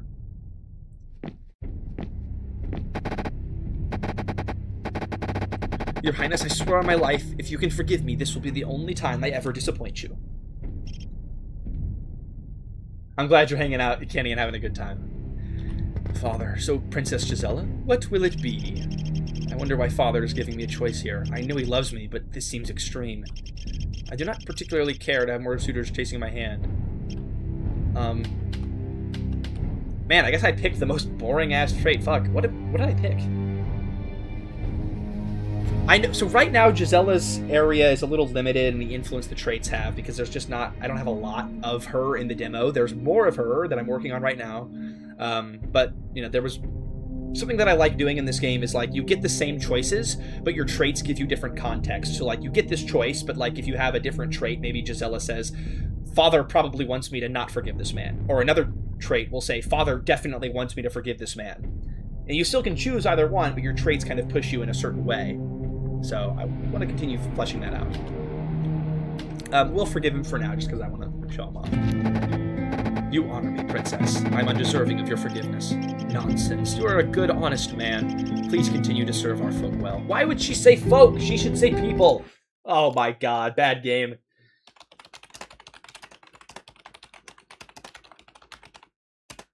I've replayed that sequence so many times and I didn't catch that. Fine decision, Princess. Let us begin with the introductions. Vasily, step into line. You will go last. Millie Duke, if you would please introduce yourself. I don't know if it's Millie Duke or Millie Douche, to be honest. I think Millie Duke makes more sense, but I just pulled this off of the internet. So. I really like this guy. This is one of my favorite guys just because of how fucking evil and weird he is. Certainly, Your Majesty, though I do wonder why Vasily should be allowed to stay. Also, it was really cool. Someone How the Wizard, you saying that you would pick Vasily on moral principle, that means the world to me, that people are, I've played this sequence, met all of these suitors, and are thinking, who would I pick? That's a huge compliment, and that means a lot, and it will be explored more in the full game. Yes, well, he was late. Do you aim to question the judgment of your princess? I've taken care to respect the Slavic people who live here, but I will not tolerate disrespect towards my daughter. Forgive me, Your Majesty. That was unbecoming of me. I am grateful that our cultures can get along. So be it. These are difficult times. I will give you another chance to introduce yourself. Thank you, Your Majesty. Hello, Princess. My name is Miliduke. I work as a merchant. As you might imagine, being a merchant has left me quite wealthy. I also make it my business to be friends with everyone, which is how I met His Majesty. You outsiders have a great task ahead of you. For 80 years we thought this world had ended. You've shown us that we were lied to. This path is a windy one, but with my connections, you could cross it. I'm honored, Your Majesty. Chat, we've been going for so long, the hunger is beginning to consume me, but we've gotta make it to the end of Grimdelve. We're getting close. Pomnislav, you may begin. Thank you, Your Majesty. Hello, Princess. My name is Pomnislav. I work as a fisherman. I catch twice as many fish as Vasily does. With food being so scarce in these caves, many consider me to be very important. I've managed to help a lot of fellows in my day, which is why I think I could be so great for you. Together, we can help by bringing everyone together as one. I am humbled, Your Majesty. Vasily, you may begin. I humbly thank you, Your Majesty. My princess, I'm pleased to make your acquaintance. My name is Vasily, and I too work as a fisherman. I may not be the best fisherman, but I think the reason I was late today shows my other virtues as well. We are a small settlement. All we have is one another. The rivers are not always full, but my friendships keep me fed. I promise if you would take my hand, my fellows could become yours as well. I bow before your wisdom, Your Majesty. Now, I'm going to be honest. I'm really happy with this scene as a concept and how it interacts with Gisella's storyline and the themes of her story and whatnot. However, I'm also not sure about the way that I'm handling the end of it here, so I'll play through it and then we'll talk about it more. Princess Gisela, today you've heard from 3 fine young men. What do you think? Thank you for taking the time out of your day. Miliduke, Pomnislav, and Vasily, you seem like fine men. Your Majesty, may I be excused? I'll make my decision shortly, but I'm beginning to feel unwell. Perhaps my health is still not completely recovered. By the way, if you have the might trait, Sir Boyan makes a little shitty comment about that. Because he's like, you don't look sick. Of course, please rest and feel better soon. I will come find you shortly. So I feel like ending it that way is a little too much. Like the king is a little too forgiving. And just kind of lets her go easily. And I want him to be a loving father to her, and a huge contrast to the other king in Yarrow's settlement. But I feel like there needs to maybe be a different way that this scene ends. Like maybe it needs to be something more like, uh-oh. Oh no! Guys, is the game unplayable? No, you can walk off the edge! Hey there, hi, how's it going? All right. Well, shit, I'll have to fix that. Hey, Mom, how's it going? Damn it. No. Alright, well, that's okay. That's not too bad of a bug. Collision, issue, Gisela. Program. But yeah, I'm thinking about how I'm ending that scene, and I don't know. I'm not sure about it. I'm just, it just doesn't quite feel like the right way to end this scene. Work in progress. I just need time to think. I should retire to my room. I love this song. Ah! God's arms! What was that? Well, there goes the song. Perhaps this is my chance to meet more of the locals. I should go investigate. Father and Mother won't be pleased, but I can't stay cooped in that room. Why am I using hyphenated words? Oh my god! Gisela using hyphenated words at drama scene. Damn. It's hard to stick to. This is why you should have a game design document. I'm just a rebel. I need to understand the world I'm in. I need to do something, otherwise I'll go insane, and that's good for no one. Yeah, what's good for me is good for everyone. They'll understand it. No more wasting time. Let's go. So So originally I had it so it was a choice where you could either continue to go upstairs or you could leave and go outside. But that introduced way too many issues when building out Gisella's full sequence in terms of just too many branching paths. So I just made it one choice. You got to go outside. They're called contractions, not hyphenated words. Well, fuck, you're right. Because the hyphenated word is one with a dash in the middle. I'm such a Chungus idiot. Ah! Fuck! Back to Yarrow. Follow me. By the way, as we've been going on stream, italics has lost favor. It was only a little. It's 68% in favor of the italics to show thoughts. I'll think about it. I might end up reworking that. All right, this is the last bit of the game here. By the way, in the demo, so I'm in true mode. In the demo, if Yarrow died at any point prior to this, the demo would have just ended after you left as Gisella in that last area. But Yarrow's alive, so we get to play more of the game. I also have it saved in forever. Good God, I've been playing for almost... It's crazy how much I've been playing. Tato, I won't let you down again. This bastard king might think he's conquered us Arx folk, but he doesn't know the fire burning inside of me. I know I ran, but that month alone made my goal clear. I must kill that white-haired bastard. I really love the word bastard. I didn't want to overuse swearing, so in turn, I ended up overusing the word bastard. Am I being too harsh on myself, chat? I don't know. Maybe I am.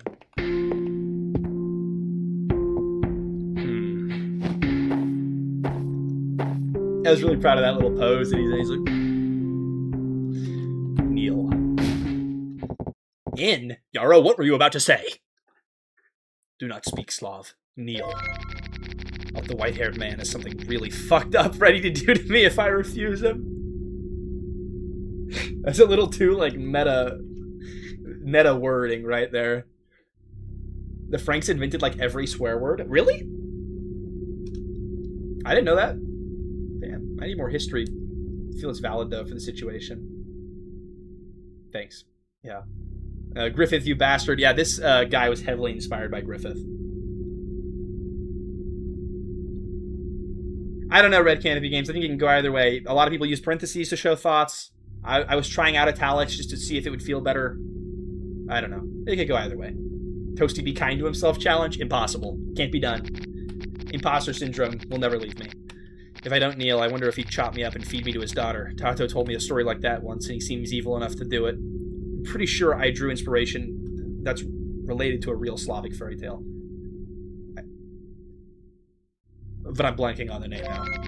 Right now, I'm just another Arx folk. Instead of I am, it should be I'm! If I resist, however, that changes. I should stand and show him the fierceness of my anger.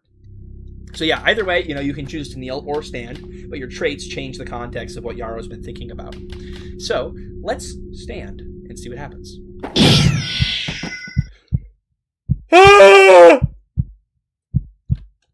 What do you think of the hand falling off animation? I spent forever on that. Ah, fuck! You bastard! Hey, he called the king a bastard, just like Amnilda would have wanted.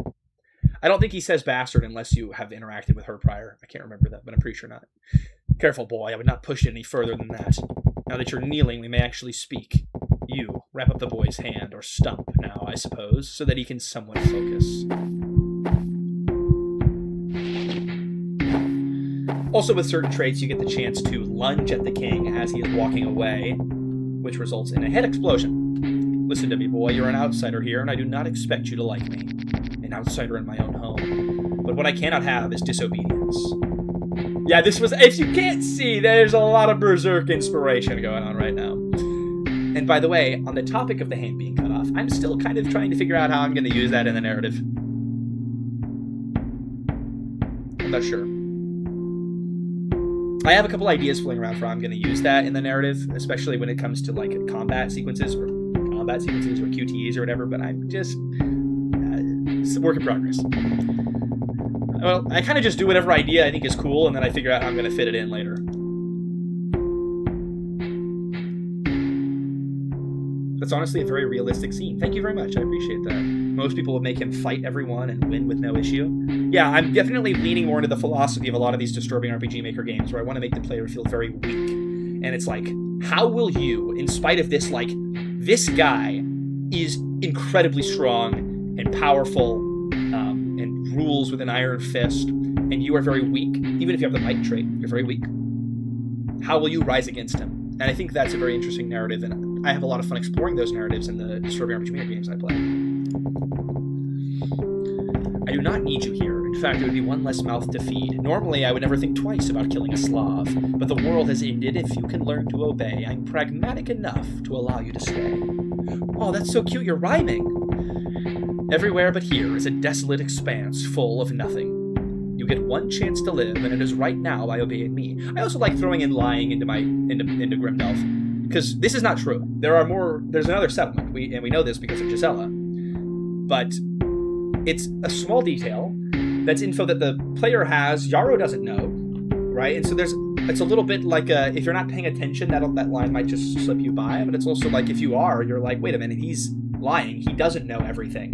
And then you can kind of see through this kind of face that he puts on, that he is like all-knowing and all-powerful. Right? I'm not sure if I use that properly, but I think it's interesting to have the player know something that the character doesn't, but it's in a way where it's not like causing cognitive dissonance. It's in a small way where it's like figuring out a puzzle. Do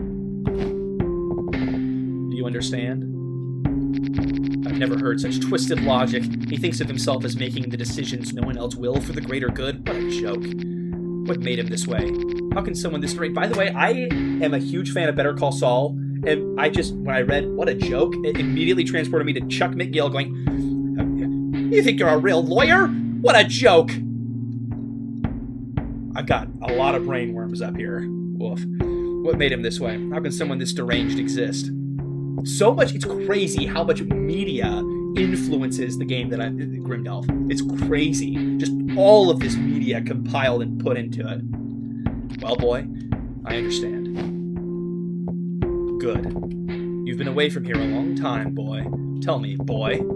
I know he's saying boy a lot, and the reason for that is because there is an alternate route where you can gain his respect if you have certain traits. And if you do that, then he will ask for your name, and he will refer to you as Yarrow instead of boy. In your lengthy absence, have you met a man by the name of Berengar? His head would most likely be adorned with a crown. So trying to set up a bigger conflict here so that the two kings know each other. Do you truly think I've thought of anything besides you in the destruction of my home? I've met no one else on my journey, certainly none who would interest you. Mostly I've cried and wallowed in shame. I forgot a period at the end of the sentence! Fuck! No period at end of sentence. Cried and wallowed king talk. Let's see if I can remember this after the stream ends. I struggled with this in my playthrough, but the evil king is he's kinda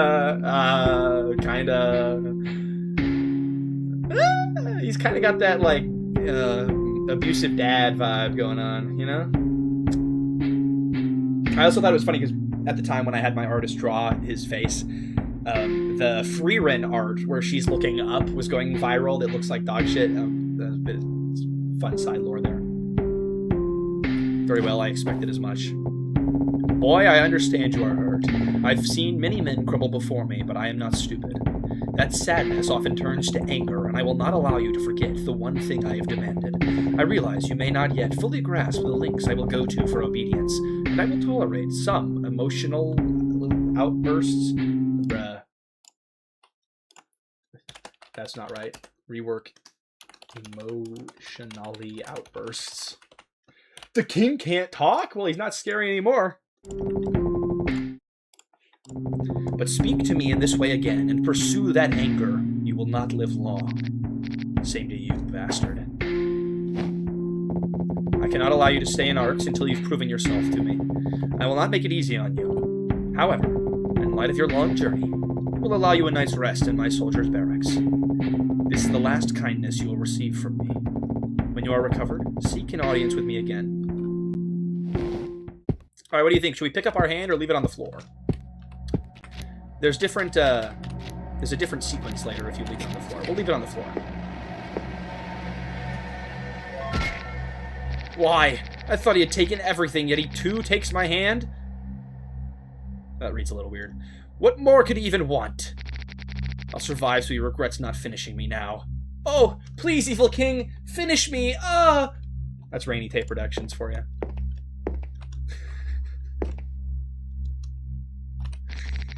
My hand needs rest to recover, and besides, I'm not sure what else to do. Should I go to sleep? No. If you try to leave, what do I say? What's my excuse? The king told me to rest in the barracks. After what just happened, I don't want to test him. Frankly, I'm too tired to fight back, even if I wanted to. Step away from the princess's chamber, Slav. In the demo, nothing changes now that you lost your hand, because there's not enough time for that to really develop. In the full game, I am still not sure what will change when you lose your hand. It's going to influence some character interactions, and it's going to influence Yarrow's anger levels, for sure. That's already in the game. But I'm not sure how it's going to influence the game mechanically, and I'm not yet sure if it's going to have a bearing on, like, the ending or whatnot. I've got to continue working on it, because it's a big plot point. I really want it in the game. I think it's cool. But I got to figure it out more. How much of the game outside of the demo is complete?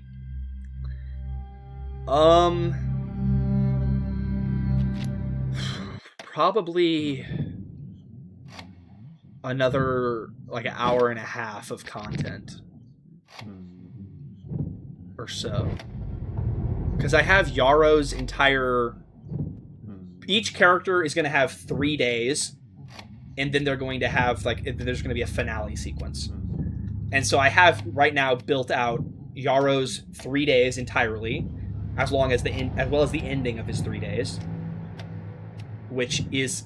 It depends how fast you play through it, but that's probably around an hour 15 or so of content. And then I have the first day of Gisella's built out, which is probably 15 minutes of content.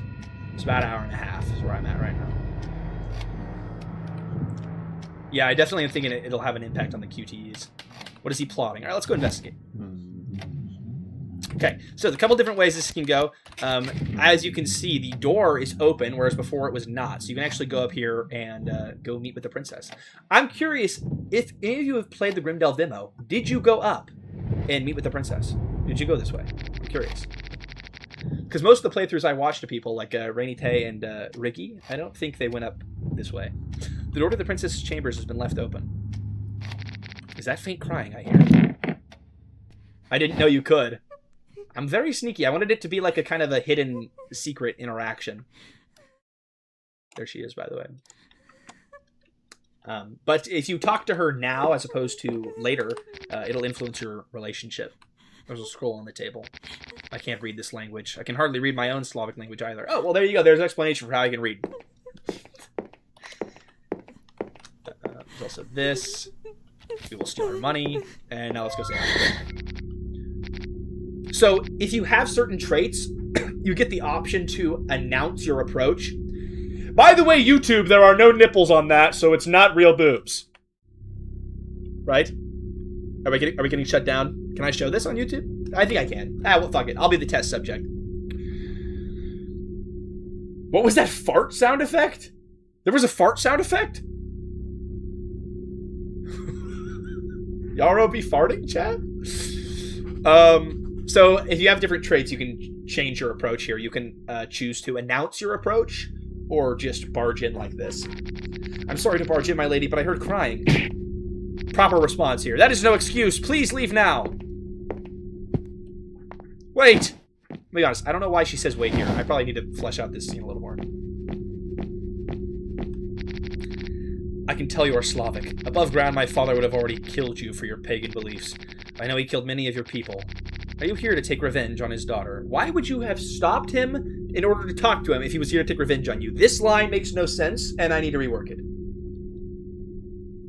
I feel like I'm being way too mean on myself. Hold on. I mean, Grimdelve is the greatest game ever made. Go wishlist Grimdelve on Steam right now and play it. The Steam Next Fest is going on right now. Please, play it. Please. If you play it, I think that means my game will be pushed more in Steam Next Fest. Announce your approach by farting loud enough to shake the foundation. That's a good idea. That's fire. That's fire. No, my lady, you are innocent of his crimes. I just wanted to help. I heard crying. I did not mean to make you afraid. I didn't mean to make you afraid. Fuck, not using the... Ugh. I mean, that's okay, Toasty. It's hard to write words. I hate you for giving me a reason to agree with my father's unjust beliefs about your people. I'm very sorry. My fellows are kind and good. I'm a fool. It was wrong of me, and I would do anything to be forgiven. It'll be a long road to earn my trust or respect, especially now. However, your earnest apologies... That face graphic doesn't make any sense. I'd probably change that. Your earnest apologies are more than I often receive. My name is Gleesmith. Now please leave me, Yarrow. Like, why is she crying while saying that? That doesn't make any sense. I'm gonna make a note. Let's see, rework.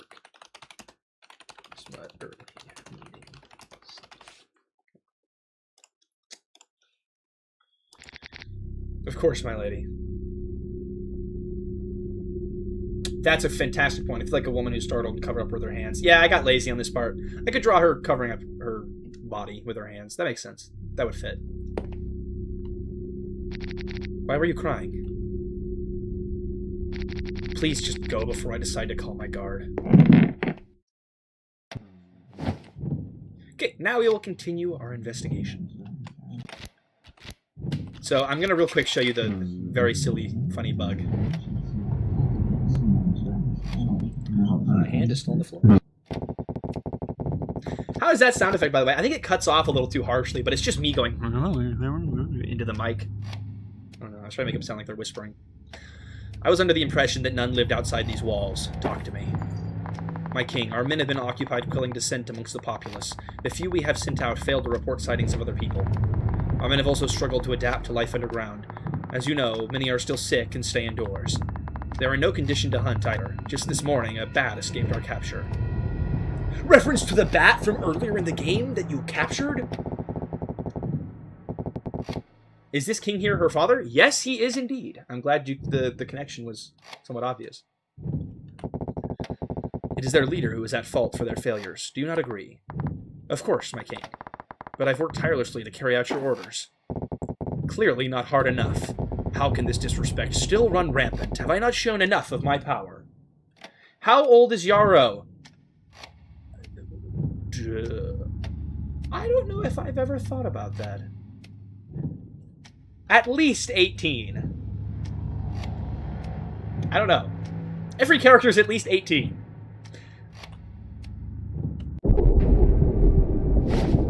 You have been with me a long time. You understand the consequences of failing me. The hand just moved? If only we'd picked up the hand before. My men are failing because you do not inspire fear or obedience. Your men must fear you, and you must fear me. I've done you an honor by elevating you, but do not forget this chain of command. The unity of fear is the only thing keeping us alive. Your failures to lead will doom us all. I thought this was a fun little interaction here. If you leave your hand on the floor, he'll control the hand and use it to choke out the guard. I thought it was kind of cool. Do I have an in-game lore explanation for it? Yes-ish. In the full game. But mostly I just thought it was cool.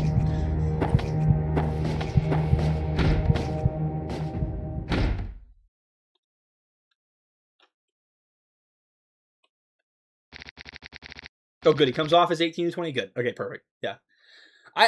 When I was making them, I was envisioning them as over 18, for obvious reasons, due to the content of the game. But past that, I hadn't actually decided on an age. All right, let's go do a funny thing here. Let's actually save. And then we're going to wait 15 seconds, and a very funny, silly thing is going to happen here that a wonderful community member found out. I can't remember who found it out. I think it was Hero. We'll see. I can't remember. Oh no, don't touch me. Hey. Oh, that's a little glitchy. Oops. So you die. I don't have a custom death animation for that. Oh, it's Hallow. Thank you for finding it out. I need to make a custom death animation here. You die. Okay, very anticlimactic. But now it's a little bit glitched out. And you go click on Gisela, and it says, Gisela Day 3. My switches are all fucked up or something. And then you're just in the void. So, I don't know what happened there. But, yeah. Fun time in the Shadow Realm.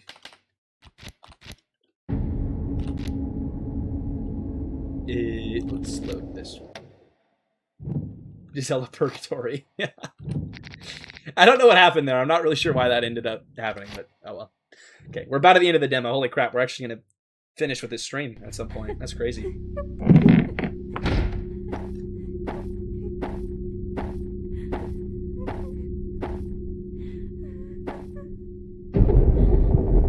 I know you are awake, boy. You are wise to fake sleep, but things like that will not work with me. I'm not one to take chances. Why do you think I had you sleep here? It was not out of kindness nor of any particular need to keep an eye on you. I already see everything. I told you I demand obedience, but I imagine what I've done so far has left you thirsting for revenge more than anything else. You may feel some fear, but obedience comes more from a feeling of helplessness. You still think you have a chance? You don't. I allow chance less than ever before, now that I have to rule over filthy, lying slobs. I let you sleep here so that reality would begin to set in. The people know what I do, yet no one is coming to stop me. Your screams of rebellion will fall on deaf ears.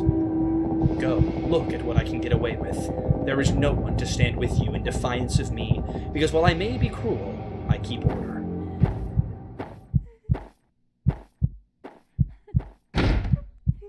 I will say again, the artist for this game is NunnyDev on Twitter. For face graphic art, at least. Fantastic. I've been friends with them for a long time. So this scene is currently the most sensitive subject matter in the game demo. So if you're sensitive to abuse and such like that, it's probably a good time to stop watching the stream. But this is kind of the... I figured this was a good ending point for the demo, because this is kind of where shit gets real. And this is kind of alluding to a really difficult and uncomfortable plot line that you explore throughout Yarrow's storyline. Catheter reveal at 40k subs. Mario-chan, thank you for the $10. I appreciate you. Catheter reveal. I don't have a catheter to reveal. Maybe one will happen at 40k subs. But yeah, so this sequence here... Thank you for the donation, seriously. I appreciate that. This sequence here is difficult. And this entire character relationship is incredibly difficult to write. And it's this scene and this content that, when I was earlier talking about having some issues with a real-life friend of mine over the content of my game, it's this. So, yeah. What in Vele's name is happening? The princess is in there sobbing. What did he do? Did that bastard mutilate her like he did me? This dialogue changes whether or not you have your hand. He said he has shown this to everyone. Does that include before he came underground? And the way he was speaking, I'm sure he's been abusing her for a long time. Does it just to make others conform when they realize everyone else allows it? Or does he enjoy it? I guess murdering my family isn't uniquely cruel by his standards. The princess seemed normal when I met her. How is she still moving forward after all the abuse? That sound effect is corny as shit. I gotta change that. I'm sorry to interrupt the moment, but...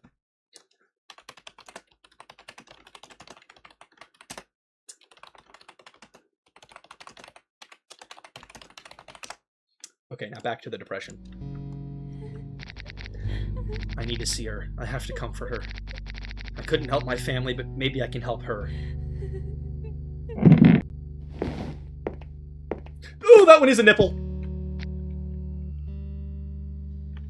Yarrow? Okay, she covered up now. I forgot I added a nipple to that one. Maybe need to get rid of that. My lady, how could he? He gave you his speech, didn't he? Are you just going to gawk at me? I already do not trust you from before, so go ahead, make it worse for yourself. I'm here to help. Help. How will you help me? I'm not sure what I should do. All I know is that my Tato named me a man, and that has to mean something. My age and lack of experience leaves room for hope. I can't just give up. You speak with such hesitation. How could I possibly trust your words? You're just a scared and angry boy. This dialogue and interaction changes a lot, depending on your interactions with her and the traits that you have. My father has not often dealt with people your age. Perhaps you have a point. I will find you tomorrow at day's end. Perhaps you are different, perhaps not. But like you, I have not yet given up on trying. So, in this scene, I kind of leave it more implied what's happening, as opposed to delving, Grimdelve, which doesn't seem deeply into the nitty-gritty details of it, which are explored later in the game. You get a bit more into the reality of the situation. And I might rewrite this scene for the full release, but for the demo, I wanted to leave it a little bit more, a little bit less directly stated. But I don't know. As with many things in the demo, I'm still thinking about it. But yeah, that is the end of the Grimdelve demo. End on a pretty disturbing note. I don't know how subtle it was, but at least more subtle than it is later in the game. 100 out of 10 game. Thanks, Black Jacket Boys. I appreciate you. So yeah, that content in the game, especially because it's the king with his daughter, it is fucked up. It's inspired a bit by Berserk and a lot of these games that I've played before. And it is certainly an uncomfortable subject matter to talk about. I'm glad you think it was handled with reverence. I've really have given a lot of thought to how I'm going to approach it. But there's a couple of reasons why I have it in the game. One of which is to make everyone viciously hate the king.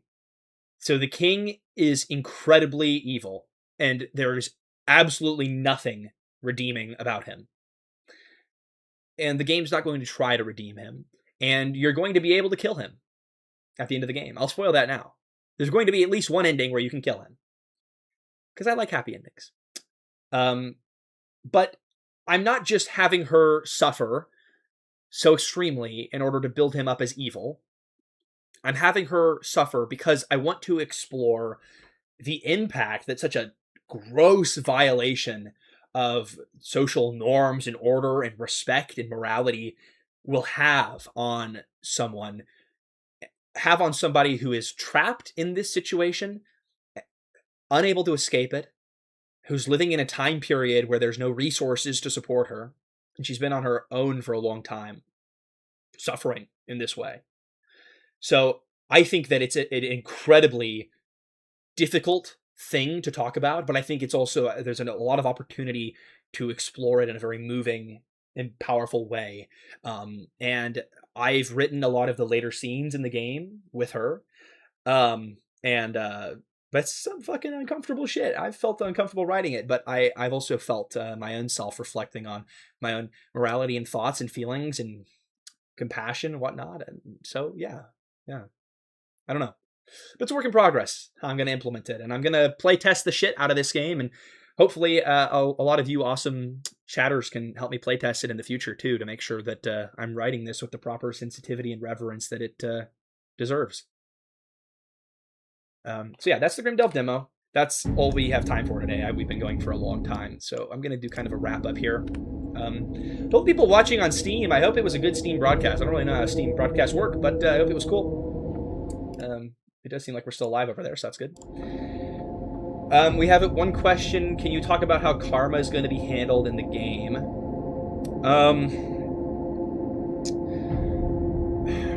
It's kind of different between Gisela and Yarrow's plot lines. So Gisela is going to directly have like a karma variable, and her choices will influence how much each group, the Frankish people and Slavic people, like her. But with Yarrow, his is more from the perspective of, because Gisela's storyline is more about bringing the groups together. That's what her dad is trying to do. They're trying to, they're having the outsiders come in, but they're trying to go about it in a good way where the two groups can coexist. Whereas Yarrow's settlement is the outsiders come in and they take vicious, merciless control of the settlement. And so I'm like contrasting these two things. And so with Yarrow, it's less of a karma system and more of a how many people can you get to help you out system. So, throughout Yarrow's days, you're going to be able to interact with a variety of NPCs and help them out with a variety of different quests. And if you help them or not, or if you succeed in helping them or fail, it'll influence whether or not they ultimately help you take back control of the settlement or something adjacent. That might be one of the endings. So you know, you can either recruit nobody or recruit everybody, and I'll lower the game volume a little bit. Thanks, Shay. Yeah, and so that's how karma is going to be for his point of view, and Gisella's point of view will be a little bit different. It'll be more like tracking the sentiment of the two groups. Black Jacket Boys asks, is Yarrow locked into being a good person, or are there evil potentials for him?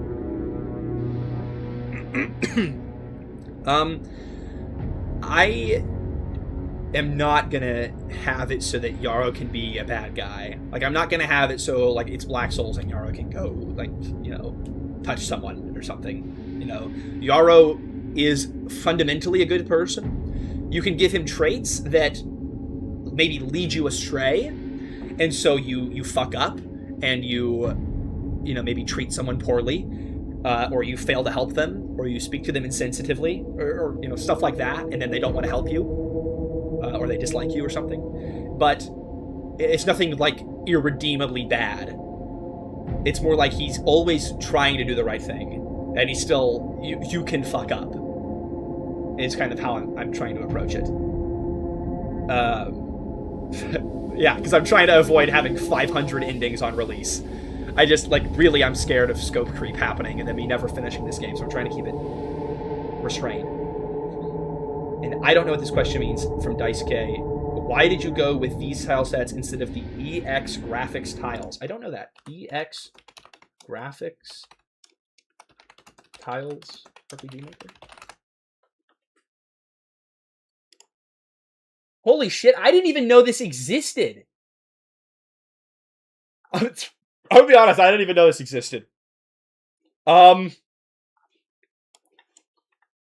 This art looks good as shit. Hold on, sorry. This art looks good as shit. Look at this. It's a very different vibe. It's a lot more like a Fear and Hunger type art style. That's what it looks like. I don't know. This art is fucking great. But I didn't know this existed. And I went with Winlu because I thought it gave it a bit more of a mature feel or something. I don't know. This is cool. I had no idea this was an asset pack. I'll look into it more after stream, honestly. Full visual rework of Grimdelve? No, I just didn't know about it. That's the only reason. I might have picked it if I did know about it, but Winlu was the asset pack that I found and I thought was pretty good and fit the vibe of the game, especially with the lighting systems that I've added. What would you consider to be the biggest or most important thing? And plus, I thought Winlu also fit a little bit better with the universal character generator, which is how I'm generating my sprite assets. What would you consider to be the biggest or most important thing you've learned during the development of Grimdelve? I think a common theme of this stream has been managing scope creep, and that's something that I've had to learn a lot while working on Grimdelve, because I have a shit ton of ideas and a lot of thoughts for things to add from the community. And it's hard sometimes, but I have to say, no, I'm not adding that. Or tell myself that, no, I'm not adding that, in order to finish the game. And also, if I let my scope get too large, then the focus of the game gets diluted and it becomes a less impactful story. And it probably is still diluted a little bit. I mean, I'm not a professional developer. I'm gonna, the game's not gonna be perfect. But I've been trying to learn how to manage scope creep, and I think that's been one of the biggest things I've been learning while developing Grimdelve is, know what your limits are, and know what mechanics are in service to the story of the game, and know what things are kind of filler and don't need to be added. So you gotta decide what's optional, what's not optional, and figure that out. And that's been a difficult thing for me to figure out. Well, Halo, you're heading out right as we are ending stream. Honestly, it's a good time. If you're always unsure, you're never going to finish the game. Exactly. Or you keep tinkering or adding forever, and you want to finish at some point. And yeah. So, okay, guys, I am starving. This has been a phenomenal stream. This has been really fun. I've had a great time. But we're going to have to wrap it up now. I have no idea how to end the Steam broadcast. Which apparently 15 people are watching. So people have been chatting over there. I'm sorry I missed it. How the fuck do I end the Steam broadcast? Give me a sec. I guess stream continues until I figure out how to end it. Steam broadcasting. Here. Gotta go here. Okay. I'm going to end the Steam broadcast now. Goodbye, Steam. Wishlist Grimdelve, thank you for watching. I appreciate you all. Steam is now gone. Okay, but I think we're still live on YouTube though. Okay, so now YouTube guys, all of you over here, I'll give you one final little kiss on the lips before we end stream. Thank you so much for watching the stream. It means the world to me. I had a fantastic time yapping about my interests and hobbies, and hopefully you learned something. I certainly learned a lot. I've got a lot to add to Grimdelve and fix up after this. Thank you guys for hanging out with me. It means a lot. And I want to thank those in particular who donated during the stream, because there were a lot, and I was blown away by the generosity of the stream. So Maruchan, Morax Off, Kenny66577, James, W3036, Black Jacket Boys, Denim Knight 2242, Red Canopy Games, Dr. Dacky, and Black Jacket Boys again. Thank you guys so much for donating and supporting the channel. All this money is going right back into Grimdelve, so I hope you like the game, because you're making it better. And then thank you everybody who's hanging out here with me at the end of the stream. So Kenny, Moonwing, Rainy Tape Productions, Isopodmancer, I can't ever say your YouTube name, sorry, Isopodmancer, Makomon, Just Creative, James W, Holla with Hazer, so many names. You got some interesting names. Daisuke Yamamoto, Zach the Gunslinger, Mr. Chief. Thank you all for hanging out with me. Thank you for hanging out. You VOD watchers, leave a comment below if you enjoyed the stream.